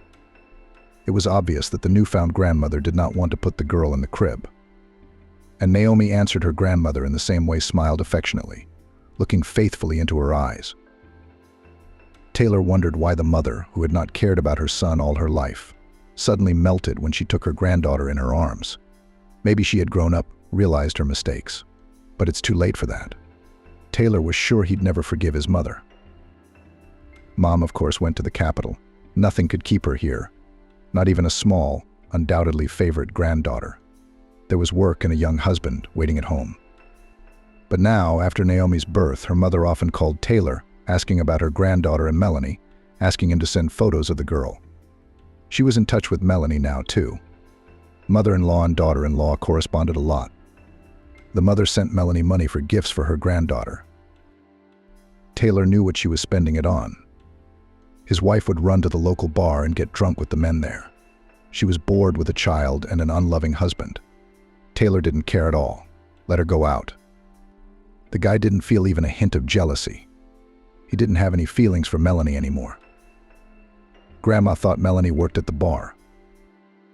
The grandmother did not communicate with her granddaughter Naomi, cooked for the whole family, cleaned, led the usual way of life. And Taylor? He was planning on leaving this town. He didn't have much time left to study.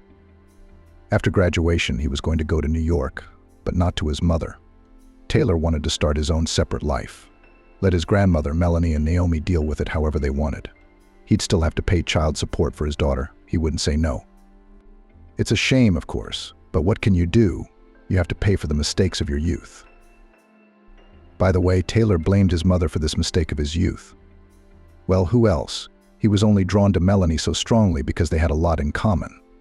The mother didn't care about her daughter either. If it weren't for that fact, Taylor wouldn't be in such a hurry to make a big decision. But nothing. Life doesn't end here. Everything is still ahead. True, everything turned out not quite as planned. Fate, it seems, had its own plans for all the participants in this story.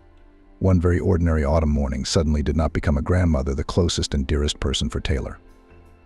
As later said the doctor who arrived at the scene of the tragedy, the old woman did not even have time to notice how she died. She was preparing breakfast in the kitchen, felt dizzy, sat down at the table, and that was it. That's how Melanie found her sitting, leaning back in her chair. Taylor was taking the loss hard.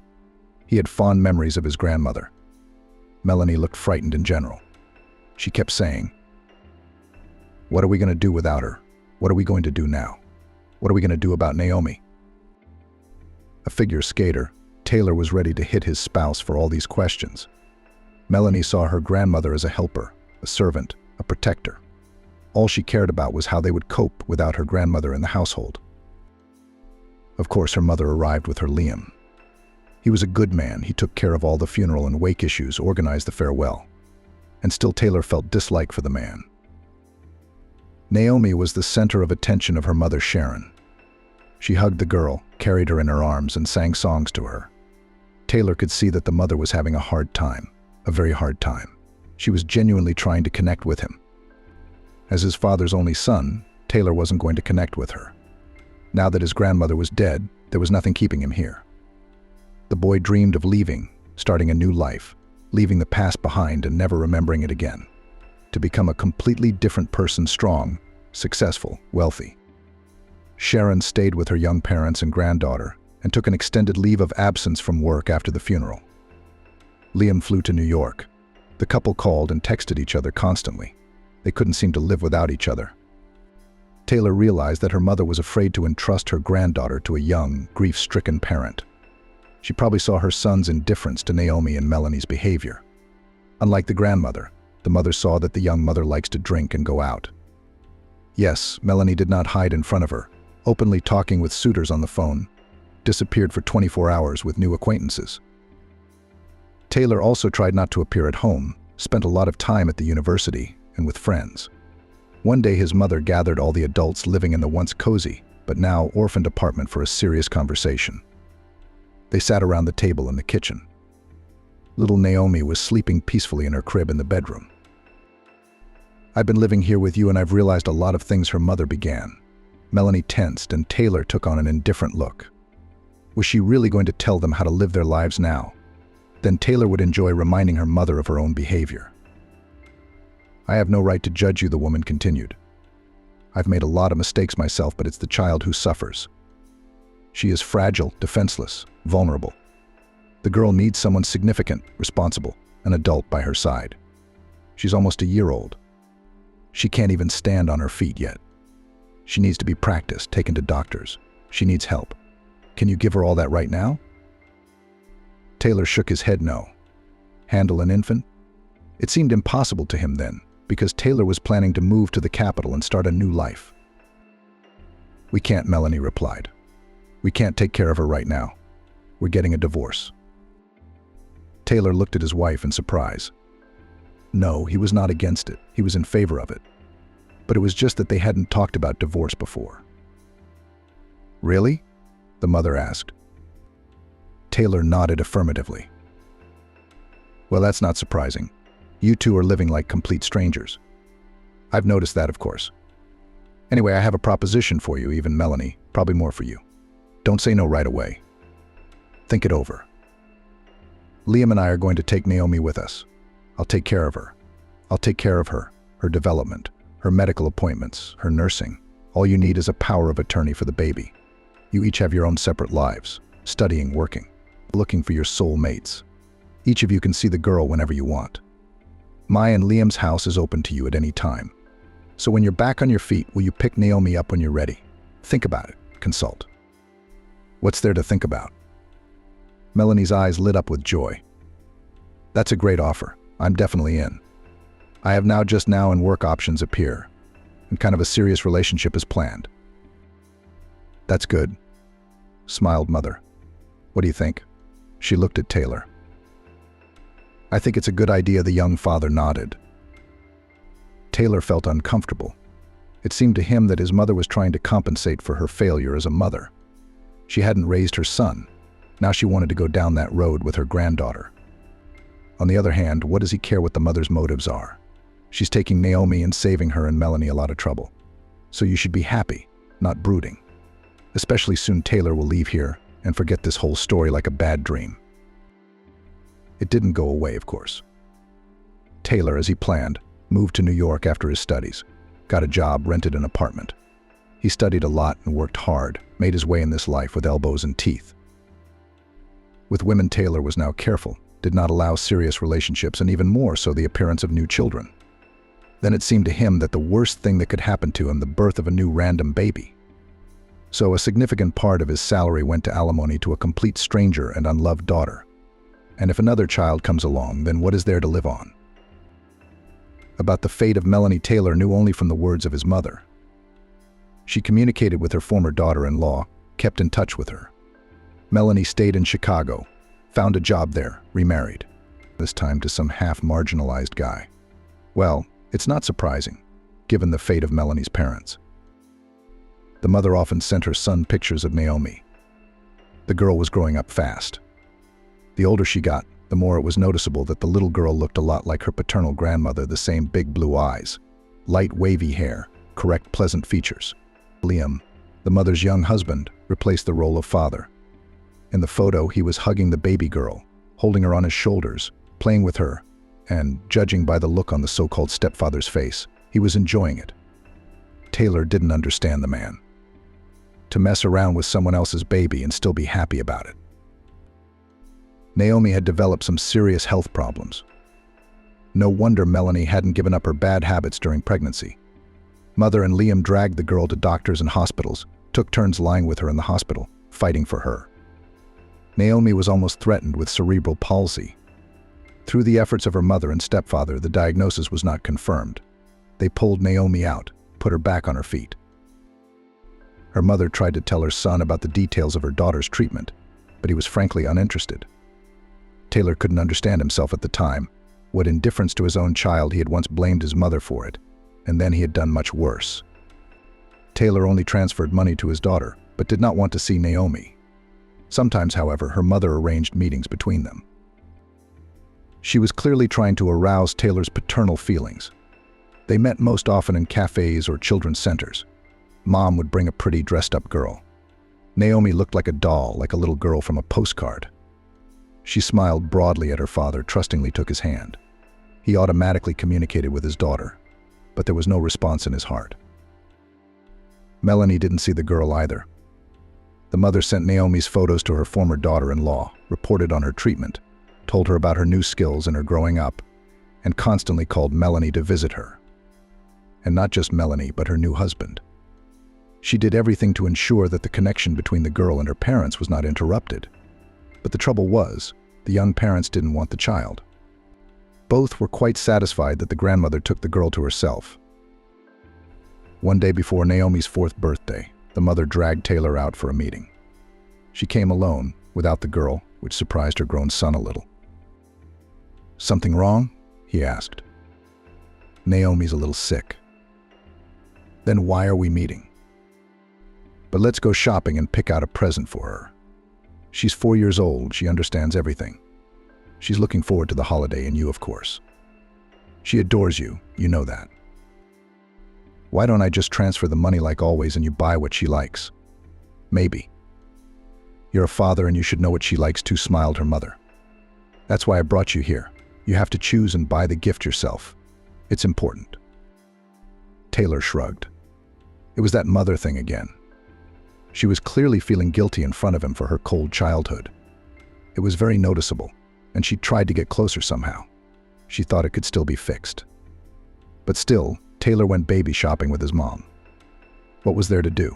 It was a tedious trek. Her mother smilingly wandered past the shelves of toys and explained to her bored son the difference between dolls and teddy bears.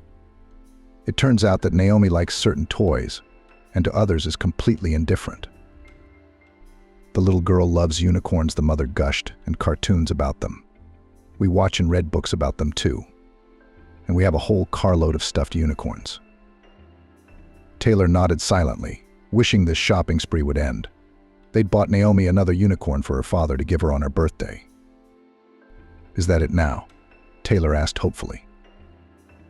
Almost his mother smiled. "Let's go to the jewelry store." Naomi was getting to the jewelry part. Taylor didn't particularly agree with his mother on that point, but he didn't object. In the jewelry department, he immediately noticed the set cute tiny gold earrings in the form of a unicorn and the same pendant on a thin chain. The man, usually indifferent to such things, involuntarily admired the jewelry. His mother caught his gaze. Her eyes lit up with delight. "It's just right. Naomi will love it," she said. "I'm buying this set," Taylor said, "and I'm calling a cab. I gotta run." Yes, of course. Naomi was indeed delighted with the jewelry her father had given her. The little girl in the pretty pink dress threw herself around his neck, as always. Taylor had always been surprised by this. He and Naomi saw each other once every 3 or 4 months at best. But she greeted him every time with such joy, as if the closest person to her didn't exist. Taylor helped her put on her earrings, her necklace and pendant, and gave her a few compliments that made Naomi smile. A surprisingly adorable baby. But being her father was something Taylor didn't know how to do, and probably didn't want to do. Taylor's career was on the upswing. Everything was just as he had once dreamed it would be. He was appreciated, noticed, and promoted at work. Now Taylor had his own apartment in Los Angeles, an expensive, beautiful car, a solid bank account. One day the management sent a promising employee on a long business trip abroad. It was a big step up, not even a step, a leap, a jump. Of course, there was hard work to be done, difficult times. But Taylor has never been intimidated by such difficulties. The man left the country with his mother, and now he hardly communicated with her. Once in a while she sent him a photo of her daughter, and then somehow she stopped talking, disappeared somewhere. Taylor hadn't even noticed it at first. And then, when he realized it, he got a little worried, wondering if something was wrong. It was probably the first time he'd ever dialed his mother himself. There was a completely unfamiliar voice on the phone. It sounded like his mother had been crying recently. "What's going on in there?" Taylor got right to the point. His heart was clutching at him with a bad feeling. "Trouble," the voice replied. "Melanie took Naomi. She had a new life, a new job, a new man. They've gone to some village. This man drinks. So does Melanie." "Well, you scared me," Taylor exhaled. "Nothing happened. It's just a mother taking her daughter away. Be happy and rest. You don't have to deal with a small child anymore." "You don't understand. Naomi is not well there. That man drinks. Melanie too. But why would they have a baby?" "You must have misunderstood something. If they took Naomi, they must be doing well." "No, they're not. They just want child support." What are you paying for Naomi? They took her and her bank card so they wouldn't have to work. And they're on welfare too. Naomi's their livelihood. She's not happy there. At those words, the mother broke down into sobs. Taylor clumsily tried to calm her down, but failed and hung up. The mother was probably right. Naomi had lived these 4+ years at Liam's grandmother's house like a little princess, beautiful dresses, expensive toys, proper nutrition. And then Melanie takes her to a completely different world, some village, a strange man who drinks. But what can you do? Melanie is Naomi's closest relative, her mother. Any court in this country will rule in her favor, so you have to accept the situation. It can't be helped. Taylor, becoming older, wiser, repented for such a decision. How could he? How could he be so indifferent to the fate of his own daughter? He knew that nothing good was waiting for Melanie. The trip lasted several years. Taylor had little contact with her mother, and in general, to be honest, almost did not remember neither about her, nor about her daughter. He didn't have time for that. All his thoughts were occupied with work. Her mother wrote sometimes, telling him that she was talking to Melanie, seeing pictures of Emma. They make the girl look neglected and unhappy. Melanie doesn't let her grandmother see her granddaughter, but she doesn't stop communicating, extorting money from the woman for her daughter until she was almost 5. They ask for a substantial sum for Emma's treatment, or for groceries for her. Taylor had no doubt Melanie is simply using his mother, playing on her feelings.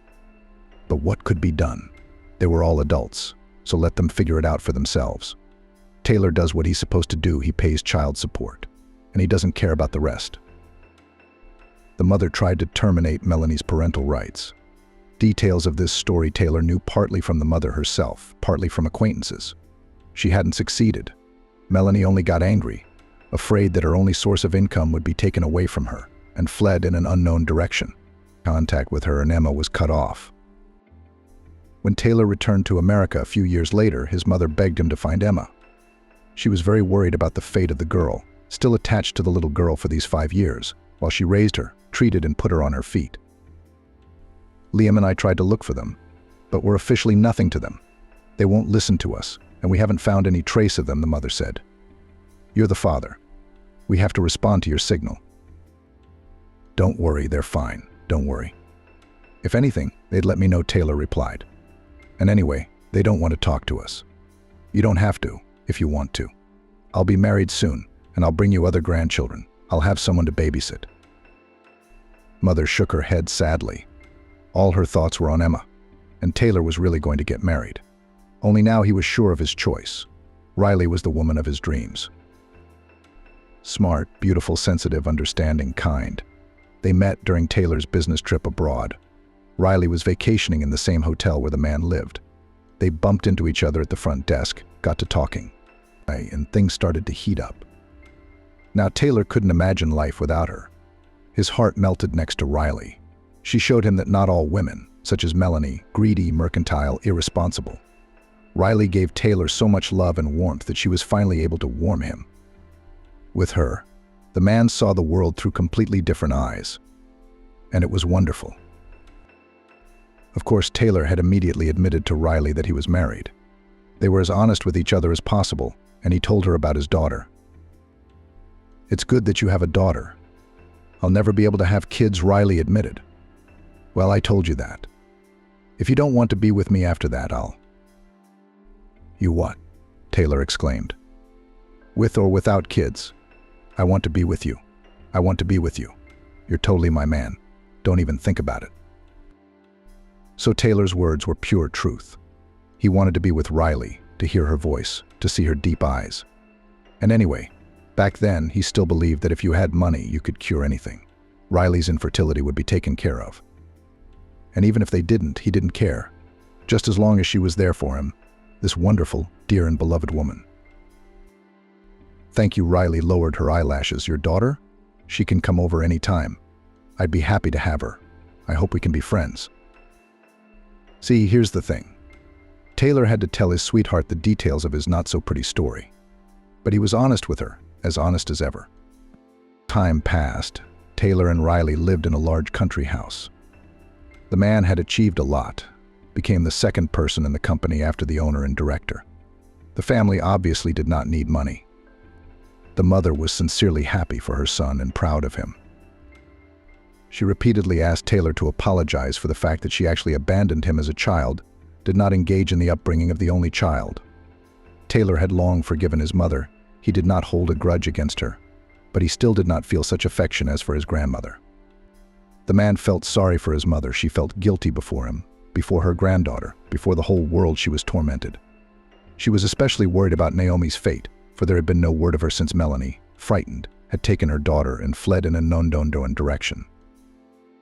The older Taylor got, the more he thought about his daughter, how she was doing, where she was, and whether she had food, clothes, a clean bed.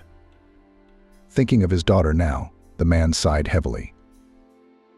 These vistas, so similar to my native Oregon, have awakened in me a host of memories, both pleasant and painful. Naomi must be 23 years old by now. A very mature young woman. Did she go to school? Does she have a job?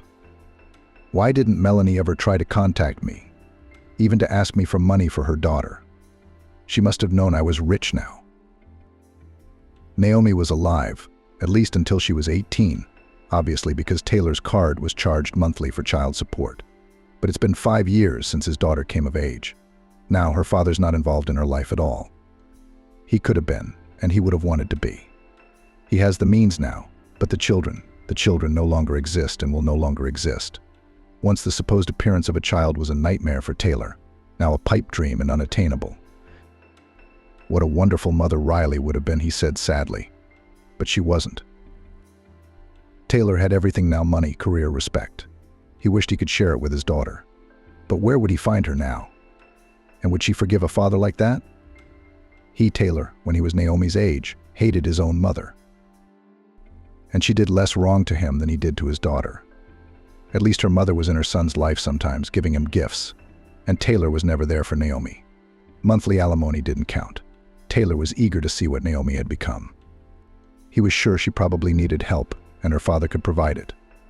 The man thought about hiring a private investigator. Have him find Naomi.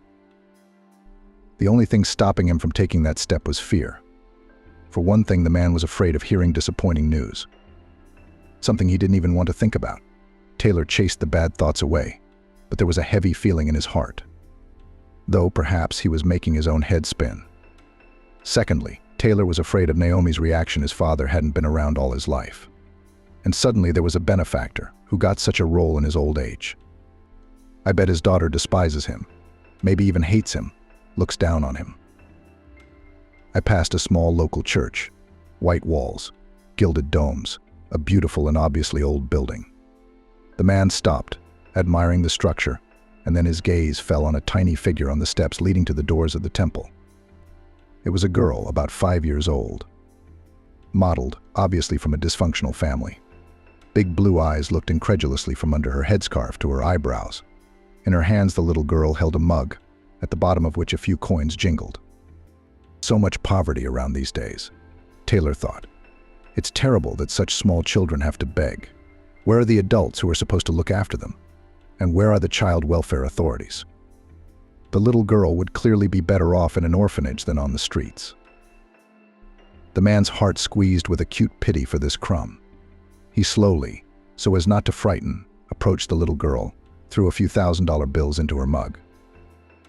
Is that all for me? The little girl was amazed. You, Taylor smiled. The girl, despite her lack of grooming, was a real beauty, healthy, blue-eyed, sweet, with ruddy cheeks. Thank you, kind man, she said in an old man's way. What's your name? Taylor couldn't help himself. Audrey, what a beautiful name. Kira, aren't you hungry by any chance? Instead of answering, the girl lowered her eyes, and Taylor realized that yes, of course, the girl was very hungry. Immediately, he went to the nearest bus stop. There he spotted a bakery stand. Taylor bought a whole bag and, returning to the church, handed it to the little girl. The little girl greedily devoured the treat. Taylor smiled and wanted to go on his way, but suddenly his attention was caught by a pendant that glittered on Kira's neck. The pendant hung on an ordinary dirty rope, but the jewelry itself was exquisite and obviously expensive. A golden unicorn covered in pink enamel. Taylor's heart clenched and his eyes swam. It was the exact same pendant Sharon had once given her daughter Melanie for her 4th birthday. His mother had forced him to go to the jewelry store then, and there the man's gaze had fallen on this magnificence. Taylor remembered exactly what that pendant had looked like, and it was the same one that was now around Kira's neck. Or exactly the same one, which was also possible. And yet, is there such a thing as coincidence? Where did you get that thing? The man asked cautiously. And this pendant was given to me by my mother, simply answered the girl. Where? Where is your mom now? Kira looked at Taylor and shrugged. I don't know, Grandma doesn't say. I ask all the time, though. My mom's been gone a long time. I don't remember her much anymore. So you live with your grandmother? Yes, with my grandmother. Uncle Leo, too. He's bad, he drinks a lot. Uncle Ashton was better. He used to cut out paper dolls for me. You know how beautiful they were, but I lost them already. It's a shame. Uncle Ashton doesn't come anymore. His grandmother kicked him out. Taylor looked into the girl's face and saw her as his mother and daughter. This little girl, she couldn't be Naomi, of course, but she resembled her like 2 drops of water. The daughter had been just as cute and adorable as she was when she was a baby. All right, goodbye. Taylor smiled at the child. I'll see you around. I hope to see you if you pass through here. I work here every day. The word work, which sounded so familiarly businesslike from the child's lips, cut Taylor's hearing. He didn't stray far from the girl. Taylor knew he wouldn't be able to live peacefully unless he knew the fate of this little girl on the pendant. Now the man was sure it was exactly the jewelry that he had once presented to his daughter. And Audrey's resemblance to Naomi was no accident. Really, it couldn't be accidental. Taylor took a comfortable vantage point, settled on a bench behind the small chapel. From here he could see the porch and the little girl sitting alone on the steps. People, many people, were passing by the girl. Some ignored the little beggar, others threw a handful of coins into her mug. Some even rubbed Audrey's head or exchanged a few words with her. It was clear that the girl was known here, used to her. Poor child. What does she have to endure? At this age, kids go to daycare, play with their friends, have fun. And this baby stands here all day in the heat and collects pennies, by the way. Served Audrey not bad. You bet, such an angel. Someone profited a lot from the charming appearance of the little girl. Several hours passed. The sun slowly began to roll toward the horizon. When Kevin approached, he was a scowling, short, unkempt man. Not homeless, of course, but clearly a dysfunctional man. Grim types of marginal appearance was the phrase that came to Taylor's mind at the sight of the man. Audrey rushed toward the man, smiled broadly, and gave him a quick assurance. The man listened half-heartedly at first, then suddenly became animated. Audrey pulled a wad of bills out of her pocket, the very money Taylor had given her. The man counted them, shook his head in surprise, and put the money back in his pocket. Then he took Audrey's hand. She trustingly held out her little hand to him, and he led her toward the gate, out of the churchyard. Taylor rushed after them. Wait, he called out to the man. The man stopped and looked at Taylor questioningly. The man holding the little girl's hand tensed up. Don't be afraid of me, Taylor asked. I have something to do with you.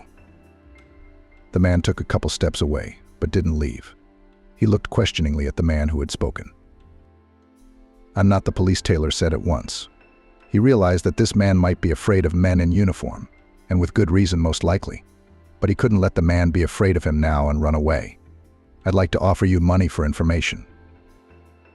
Are you the one who gave the little one $5 today? The man asked. Yes. Why do you want it? I'm not sure. But Taylor decided to be frank. You see, my daughter's missing. How long ago? It's a long story. The baby, she looks just like her. Eyes, hair, lips, every feature. And then there's the pendant. She's wearing a pendant around her neck that I gave my daughter once. I just need to ask you something. You can tell me about the girl's life, and you'll get paid for it. Even if it's a mistake and Audrey has nothing to do with my missing daughter. You're a strange one, aren't you? The man shrugged. Audrey had been holding onto his arm the whole time. She looked at Taylor and her escort with curious eyes, as if trying to understand something. But ask if you must. Just the money up front. In installments, the man warned.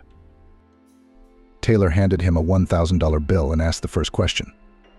Say, what's this girl's mom's name? I don't know. She lives with her grandmother. What's the grandmother's name? Melanie? Melanie. That was my ex-wife's name. Another coincidence, Taylor thought. He handed the man another bill, which he immediately slipped into the back pocket of his jeans. Well, what's the address? Can you tell me their address? I'd like to see her grandmother, talk to her. I'm pretty sure Audrey is my missing daughter's child. There's no such thing as coincidence, no such thing as chance. What's an address to say? The frowning man shrugged his shoulders. I'm taking the little one home right now. I can show you. But I don't think I'll be able to talk to Melanie. It's late at night. She's probably out of her mind. It's her son Kevin's birthday today, too. He's been running around with a bottle since this morning. I'm sure Melanie had company over at Melanie's. Maybe she still is. The man grinned unpleasantly, as if he'd said something witty. Taylor nodded.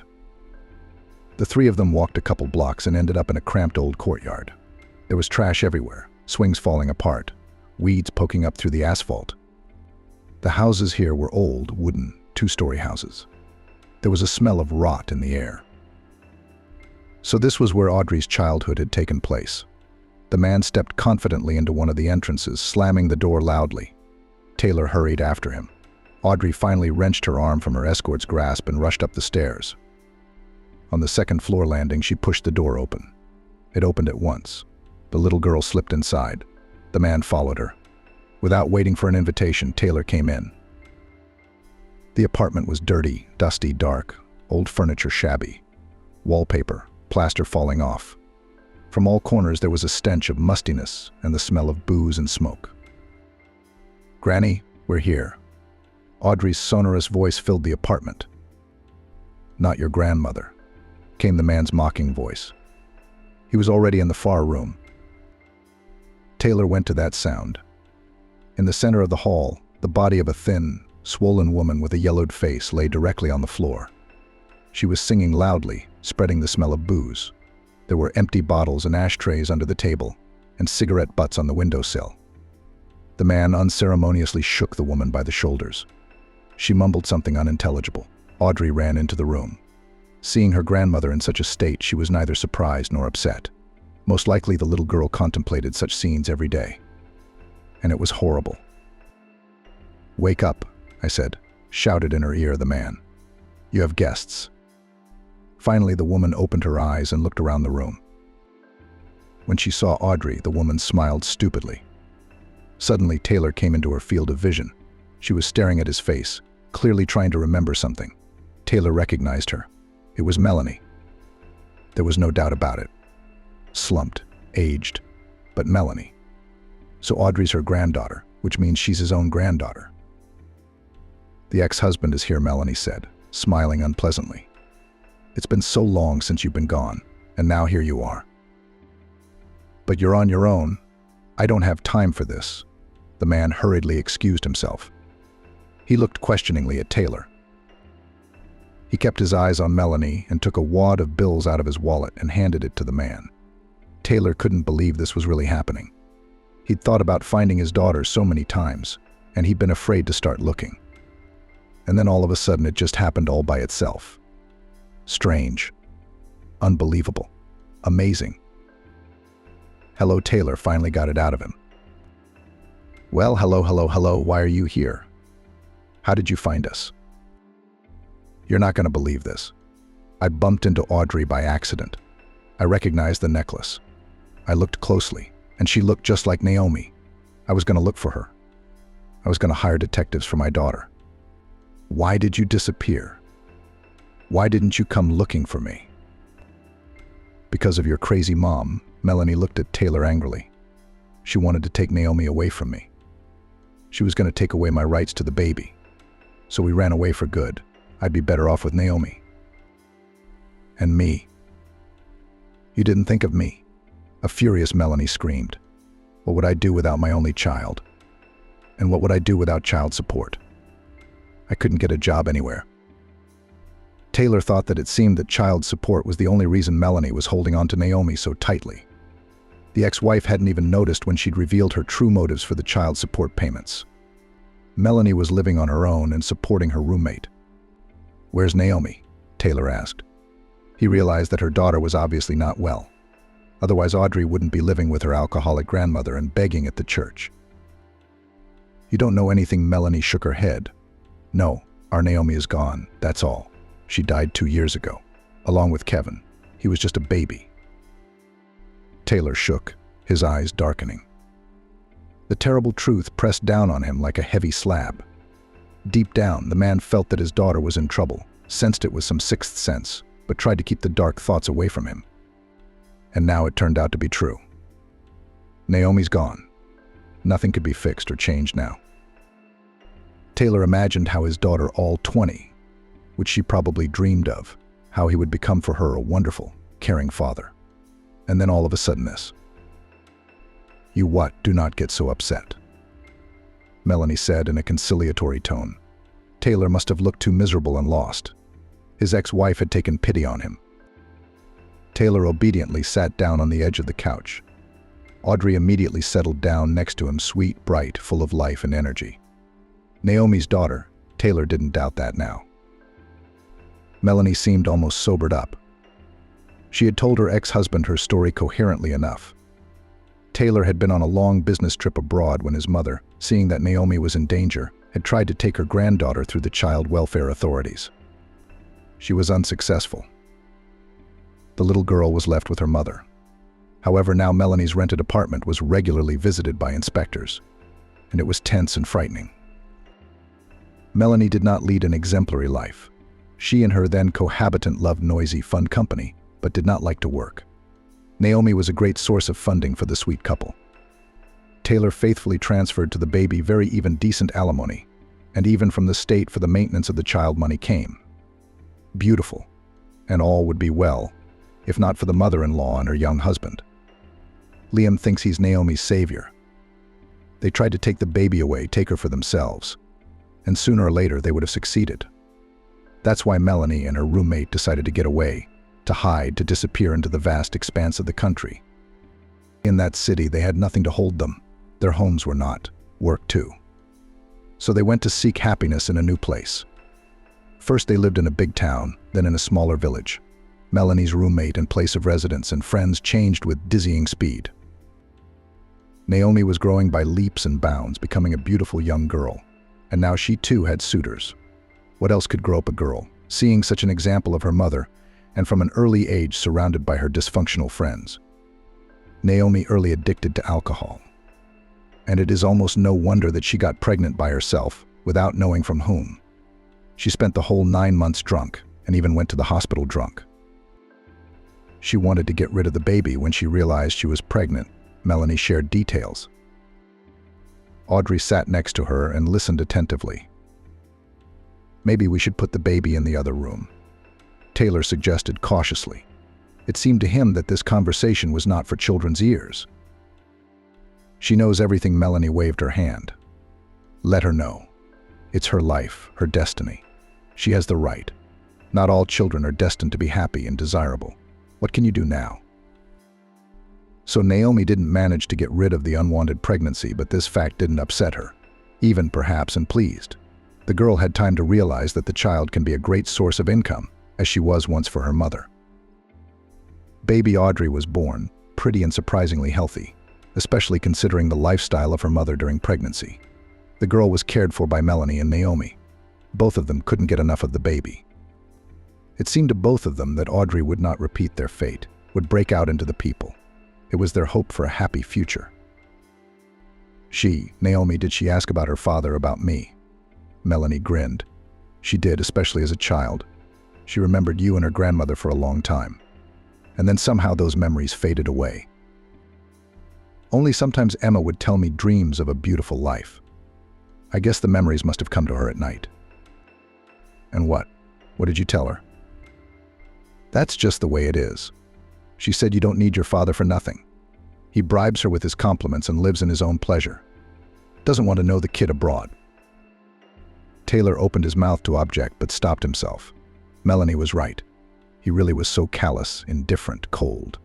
As a young man, Taylor had dreamed of forgetting about Melanie and Naomi like a bad dream and starting a new life. Only with time the man realized how important and valuable it is a daughter. But it was too late. Time passed. Audrey was growing up, Naomi, listening to Melanie's stories about her daughter. Taylor clenched his fists helplessly. His girl, his princess, needed support. It was important for her to feel loved. If he, the father, had been there for Naomi, this disaster wouldn't have happened. When Kevin wasn't even 3, Naomi's then boyfriend went crazy, Melanie continued. I was asleep, I didn't hear anything. I'd had a few drinks. Then people told me. Our guest said something wrong. She told him, Naomi, our roommate, and he came at her with his fists. The guys tried to pull him away. No way. He's a big, strong guy. They called an ambulance and the police. They took him to jail and her to the hospital. But they didn't save my little girl. I didn't find out until morning. Taylor was silent. It was hard to hear the terrible truth. His heart clenched with pity for his daughter, whom he did not have time to save. Penelope is a good girl. Melanie looked affectionately at her granddaughter. She's smart, she's working, she's already helping her grandmother. Thomas is the one who brought you here. He takes her to trade, so she can ask people for money. There's a lot of people giving to a pretty girl like her. Thomas usually gives us more than half. Maybe he's lying, I don't know. But it's enough for us. A child shouldn't have to live like this. Taylor finally spoke. His voice sounded hoarse and muffled, like it was coming from underwater. I know there's no way out, Melanie said. I have to rent an apartment, I have to pay the bills, or they'll kick me out. I also have to eat every day for me and the child and drink. And drink, Taylor agreed, but he shuddered as he sobered up. Melanie, do you love Audrey? What kind of question is that? She's the only person in the world I'm related to.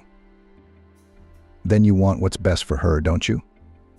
I have a proposition for you.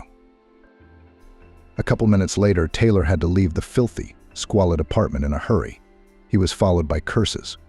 When Melanie heard Taylor's proposal, she lost her temper. She began to call her ex-husband the last words, not at all embarrassed of the child. Then she went from words to deeds and began to throw at her husband everything that came under her hand. And all this in front of Audrey, who seemed not particularly surprised and certainly not afraid.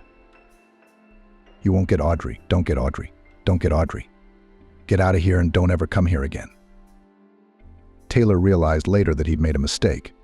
He should have spoken to Melanie more carefully and started not with Audrey, but with her. In a rush of feelings, the man immediately offered to take Audrey away, began to explain how the girl would be good in their family and what prospects awaited her. Melanie's eyes immediately watered with rage. The woman behaved in such a way that Taylor had to leave her apartment. He tried to say that he would not leave Melanie, would put her in a clinic, would help her with money, but she did not listen. Small objects and curses flew at Taylor. The best thing he could do in this situation was to leave. So Taylor left. Back at the hotel, he carefully considered the situation. He was filled with a variety of feelings and emotions. The joy of meeting his tiny granddaughter, the pain of irreparable loss, fear of never seeing the little native man again. Taylor was filled with anxiety for Audrey and for Melanie too. The ex-wife, by the looks of it, was rapidly sliding down the incline. Strangely enough, Taylor was not indifferent to her fate. After all, they had a lot in common. In the morning, the man went to the church, the same one on the steps of which he had met Audrey yesterday. No, Taylor wasn't going to approach the girl. Melanie had probably told her something bad about him yesterday, that she should be afraid and stay away. It was just that the young grandfather wanted another look at his granddaughter, a granddaughter whose fate was now in his hands. Audrey was still just a baby, but with a family she would blossom into a normal, happy child. She had a chance for a happy childhood. There were still so many years ahead of her. Taylor wanted to give her toys and beautiful clothes, to take her all over the world, to show her wonderful places, to surprise, to please, to inspire her. A few hours passed. The sun was already high and Audrey was still gone. Perhaps Melanie was afraid that Taylor would take her granddaughter by force, which was why she hadn't let the little girl go outside today. Or maybe frowning Thomas had taken Audrey to a new place for the same reason. Taylor realized there was nothing more to wait for and left his observation post. He wandered around town in great excitement, passing Melanie's house several times. It would be so easy to go to her now, to see little Audrey again. But repeated visits might frighten Melanie very much. Then she would take Audrey away, as Naomi had once done, and flee in an unknown direction. You'll be looking for them like the wind. Toward evening, Taylor took up an observation post in the dreary, familiar courtyard. He hid in the gazebo opposite the entrance to Melanie's apartment. Some time passed and he saw her, his ex-wife, unaware that she was being watched. She was walking down the street with a wrinkled, swollen woman, swollen from heavy libations. Apparently with a friend, the ladies were talking loudly and laughing horse laughter, obviously tipsy. At the sight of the couple, Taylor experienced contradictory feelings. On the one hand, Melanie was here and didn't seem to be going anywhere. Who knows? Maybe she had already forgotten about her ex-husband's visit and his proposal. On the other hand, Taylor was getting very uneasy at the thought of little Audrey seeing people like that around her all the time. She is like a sponge, absorbs everything, those curious eyes greedily looking at the world, looking for an example to follow. The girl must be rescued immediately. Not only is she in physical danger, but also her psychological state is at risk. Melanie herself goes to the bottom and pulls the child with her. Taylor decides to take his time. He will return to Los Angeles and talk to the mother. The mother severely experienced the breakup with Naomi, cried, could not find a place. She and Liam then even wanted to take the baby from the orphanage. It didn't work out for some formal reasons. Either there weren't enough square meters at that moment, or the age of the future foster mother confused the commission. Taylor didn't remember. He had little interest in what was going on in his mom's life. He was still deeply resentful of her. Because of her childhood, she smoked, showed inattention, and became a much worse father to Naomi. The only thing he could do for his daughter now was to save Audrey. The mother greeted her son, as usual, with a happy smile on her face. Taylor was always pleased to see how happy she was to see him appear. The man got right down to business. He told the mother about the little girl he met by chance outside the church and the unicorn-shaped colony he noticed around her neck.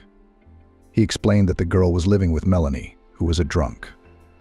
Described in great detail Audrey, her life and work. Audrey asks for alms, the little girl many people give. She is a real angel. It is difficult to pass by. The girl every day sees walks, hears quarrels. She is in danger, every second in danger. It's scary to imagine what could happen to her there. It's horrible. No, it's wonderful that you finally found them. And amazing. I'm happy to know that I already have a great-granddaughter. To think I'm not even 70 and I'm already a great-grandmother, said the mother. I want to see the baby. We will definitely save her and Naomi. What about Naomi? Why haven't you told me anything about her? Taylor lowered his head. How could he explain to his mother that the granddaughter she thought about every day was no longer alive? She seemed to have figured it out for herself. Tears rolled from the woman's eyes. She had to hold her palm to her mouth to hold back her sobs. Taylor put his arms around her, comforted her, and cried with her. It seemed to be the first moment in the life of a mother and son, when they were so close and needed each other. We have to get the girl out, the mother finally said, gently pulling Taylor away. We have to pull ourselves together. You say Melanie threw you out of the house when you hinted that Audrey would be better off with us. I barely got away, Taylor smiled. He found the scene comical now for some reason, though of course it wasn't funny in this situation. Take me there, and I'll talk to her. Since she can't see you, I'll find the right words now. Are you sure? Taylor looked at his mother questioningly. Melanie had always been strange, and now she was a mess. It's just dangerous. Even I can't let you go there. One thing, if it makes you feel better, wait on the landing, the woman smiled. They were waiting for me at the door. But I'm sure everything will be fine. The very next day, Taylor and his mother went to Melanie's house. The man worried if Melanie still ran away with Audrey. After all, the girl for her inexhaustible source of income, and the baby works, and the state on her allowance transfers. Melanie understands perfectly well that if Taylor applies to the guardianship authorities, he will give the girl. Because the conditions in which the child lives now are simply unacceptable. That's clear to everyone. So how disappointing would it be for Taylor And for the mother if the apartment turned out to be empty. Taylor tried not to think about it. The mother bought a whole bag of beautiful clothes and dolls for her great-granddaughter. Taylor told her that he hadn't seen a single toy in the house. The great-grandmother was confused. The man imagined what joy would bring the girl all these things, if only it was not too late. Taylor found the right street without difficulty. With excitement in his heart, he entered the entryway. His mother, on the other hand, seemed quite calm. She was even smiling. Liam wanted to go with them, offered his help, but his mother said it wasn't required. It was a shame. Right now, Taylor would be more comfortable if he were with him, the calm, judicious stepfather who had once replaced Naomi's father. Even if only for a short time, but the girl was truly happy with him. "This is the apartment," Taylor said, pointing to the right door. He pushed it open, but this time it was locked. Melanie must be afraid of her ex-husband now, because the door hadn't locked before. Or had she taken Audrey and gone somewhere else? He'd go around the corner, asked her mother, and pressed the bell button. The bell didn't work. It must have been broken a long time ago. Then the woman knocked loudly. Taylor obediently stepped around the corner. He couldn't let Melanie see him. Footsteps sounded in the back of the apartment. The door swung open. "What do you want?" Melanie's voice was rough, husky. Taylor exhaled with relief. "She's here. She didn't run away." "I'm from the fund about the raise," came the reply. Taylor realized his mother had come up with the perfect excuse to break into the apartment.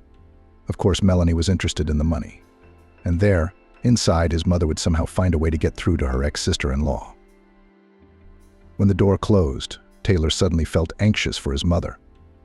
After all, she was all alone in there. Maybe Melanie had company again. He, Taylor, had seen those guests and knew that such people were capable of anything. Taylor moved closer to the door and stood waiting. He thought he would soon hear the swearing, Melanie's outraged screams, the noise, and then of course he would rush to his mother's aid. But contrary to expectation, it was surprisingly quiet.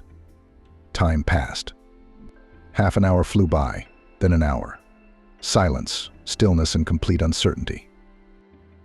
Finally, the apartment door creaked open. "Come in? What's going on in there?" Melanie's voice was hoarse. She spoke in a surprisingly friendly tone. Taylor entered the apartment, uncomprehending. It was just as dirty, just as uncomfortable as the last time he'd been here. There was a strong odor of booze in the rooms.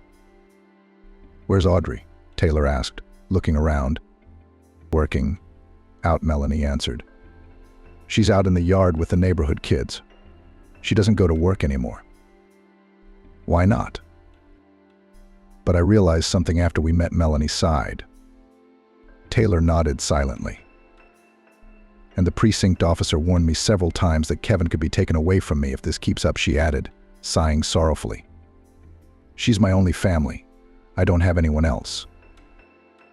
There's Taylor's mother. Melanie gently stroked her shoulder. "We're not going to leave you now. We'll help you. We'll cure you. You'll live with us. And with the girl, of course. We talked to your mother," Melanie continued. "And she told me the right things, and even apologized for what she wanted to take away from me. And she went to custody. She was right about that, too. If I hadn't been so selfish and given her my daughter, she'd still be alive." Melanie stopped talking and pressed her lips together. Apparently, she was barely holding back tears. Taylor's heart at that moment clenched with acute pity for his daughter, whom he had not had time to save, and for his former wife. Melanie clearly blamed herself for what had happened to Naomi, and to be honest, rightly so. Taylor couldn't let go of the responsibility. He too felt very guilty in front of his daughter. "There's no going back," the older woman sighed. "I probably did the wrong thing back then too. You should have been gentler, more cautious, found a way out that would suit you as Naomi's mother," the older woman sighed. "I wanted to take the baby away from you without noticing. I didn't think much about your feelings." "We're all good," Taylor summarized. "But unfortunately, nothing can be undone. There's no bringing Naomi back. But we can make Audrey's life happy. We can do that. We just have to find the right solution this time." "And we already have." Melanie smiled. Her eyes remained inexpressibly sad. "All right," Taylor's mother said in a businesslike tone. "We're all going to Los Angeles tonight. You and Riley are going to get custody of the girl and take her into your family. I know your wife will support that decision." Taylor smiled. Not only will Riley support the decision, but she'll also be happier than she's ever been in her life. His wife, ironically, can't have children. She's dreaming of having a child. And then suddenly in their family will appear Audrey, a cute, smart, and very sociable girl. She and Riley will make each other happy. That's for sure. "Melanie, are you in?" Taylor asked. "I do. It's what's best for Audrey. What can I give her?" "Audrey needs you very much." Taylor's mother put her arm around Melanie's shoulders. "You've raised her since she was a baby. She loves you. So you're going to have to do the same for your granddaughter." "I'm ready." Melanie nodded. "That's great." Taylor was filled in on the remaining details of the plan. It turned out that his mother was going to take Melanie in at first. She'd already called Liam. He didn't mind, even volunteered to prepare a room for the guest. But Melanie wouldn't be a guest for long. She'd be traveling for treatment soon. Liam knew the head doctor of a good clinic, so a place at the center was a done deal for Melanie. "Are you okay with the treatment?" Taylor asked. He was surprised that everything was going so smoothly. The man was ready for a fight, for arguments, for mutual insults. "I agree," Melanie nodded. "I don't like this life myself." Then the door opened with a bang, and a cheerful Audrey flew into the apartment, flushed from running fast. Despite the fact that the little girl was dressed in an old dress inherited from the grown-up children of the neighbors, she looked gorgeous. The adults admired the little beauty, who in turn looked at the guests with curiosity. "I remember you," Audrey smiled, looking at Taylor. "You bought me buns at the church and gave me lots and lots of money. Thomas praised me so much afterward."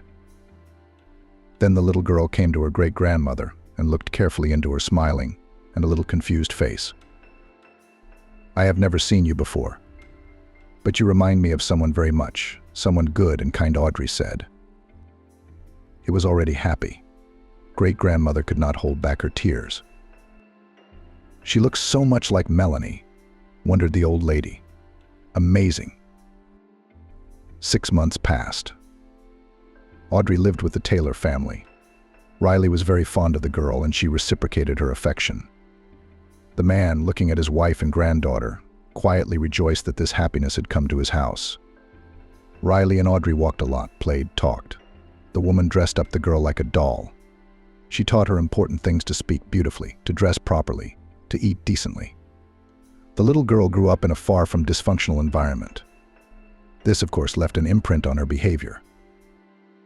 The girl sometimes expressed herself as a seasoned alcoholic, stashed food for a rainy day, and even sometimes snatched change from the pockets of adults. With this, we had to work hard, and the adults worked. They even consulted a psychologist to make sure they were doing everything right. Slowly, Audrey's behavior improved. After all, by nature she was a very sensitive and kind girl. The little girl learned to grasp everything on the fly. From a wild child, she gradually turned into a little princess. Taylor could not be pleased with his granddaughter. The man realized that these wonderful metamorphoses with the child are mainly due to Riley, and was grateful to his wife for her work and warmth of soul invested in the girl. He himself often spoiled his granddaughter. He wanted to give her gifts. The joyful gleam in Audrey's eyes at the sight of another surprise gave Taylor an incomparable pleasure. Melanie was being treated at Taylor's medical center. He'd already bought her a small apartment near her mother. When Melanie got out, she'd have a place to live. Her mother would look after her, support her. She was genuinely worried about her son's ex-wife and thought that she had behaved wrongly then, many years ago. And who knows what should have been done. According to Melanie's own assurances, she had a new life. The woman now dreamed, planned, saw her own future in bright colors. She even wanted to go to work after treatment. "Of course, I've had a lot of summer," Melanie said, "but I still have a chance to get my life together." Taylor was in agreement with his ex-wife and even found for her a suitable place and the position of a checkroom attendant in the concert hall. The work is not difficult, even interesting. "Melanie will succeed," was confident Taylor. Melanie had given custody of Audrey to Taylor and Riley. "Can you do better?" "I didn't do any better. I made Audrey's life a nightmare. I realize that now. You're going to make her happy and successful." I'll just be a grandmother, Melanie said. Taylor felt happy now. Everything was going exactly as it should. The longing for his daughter Naomi was, of course, forever in his heart. But he'd done everything he could for her, helping her mother, raising her daughter, his granddaughter Audrey. Everything would be all right now.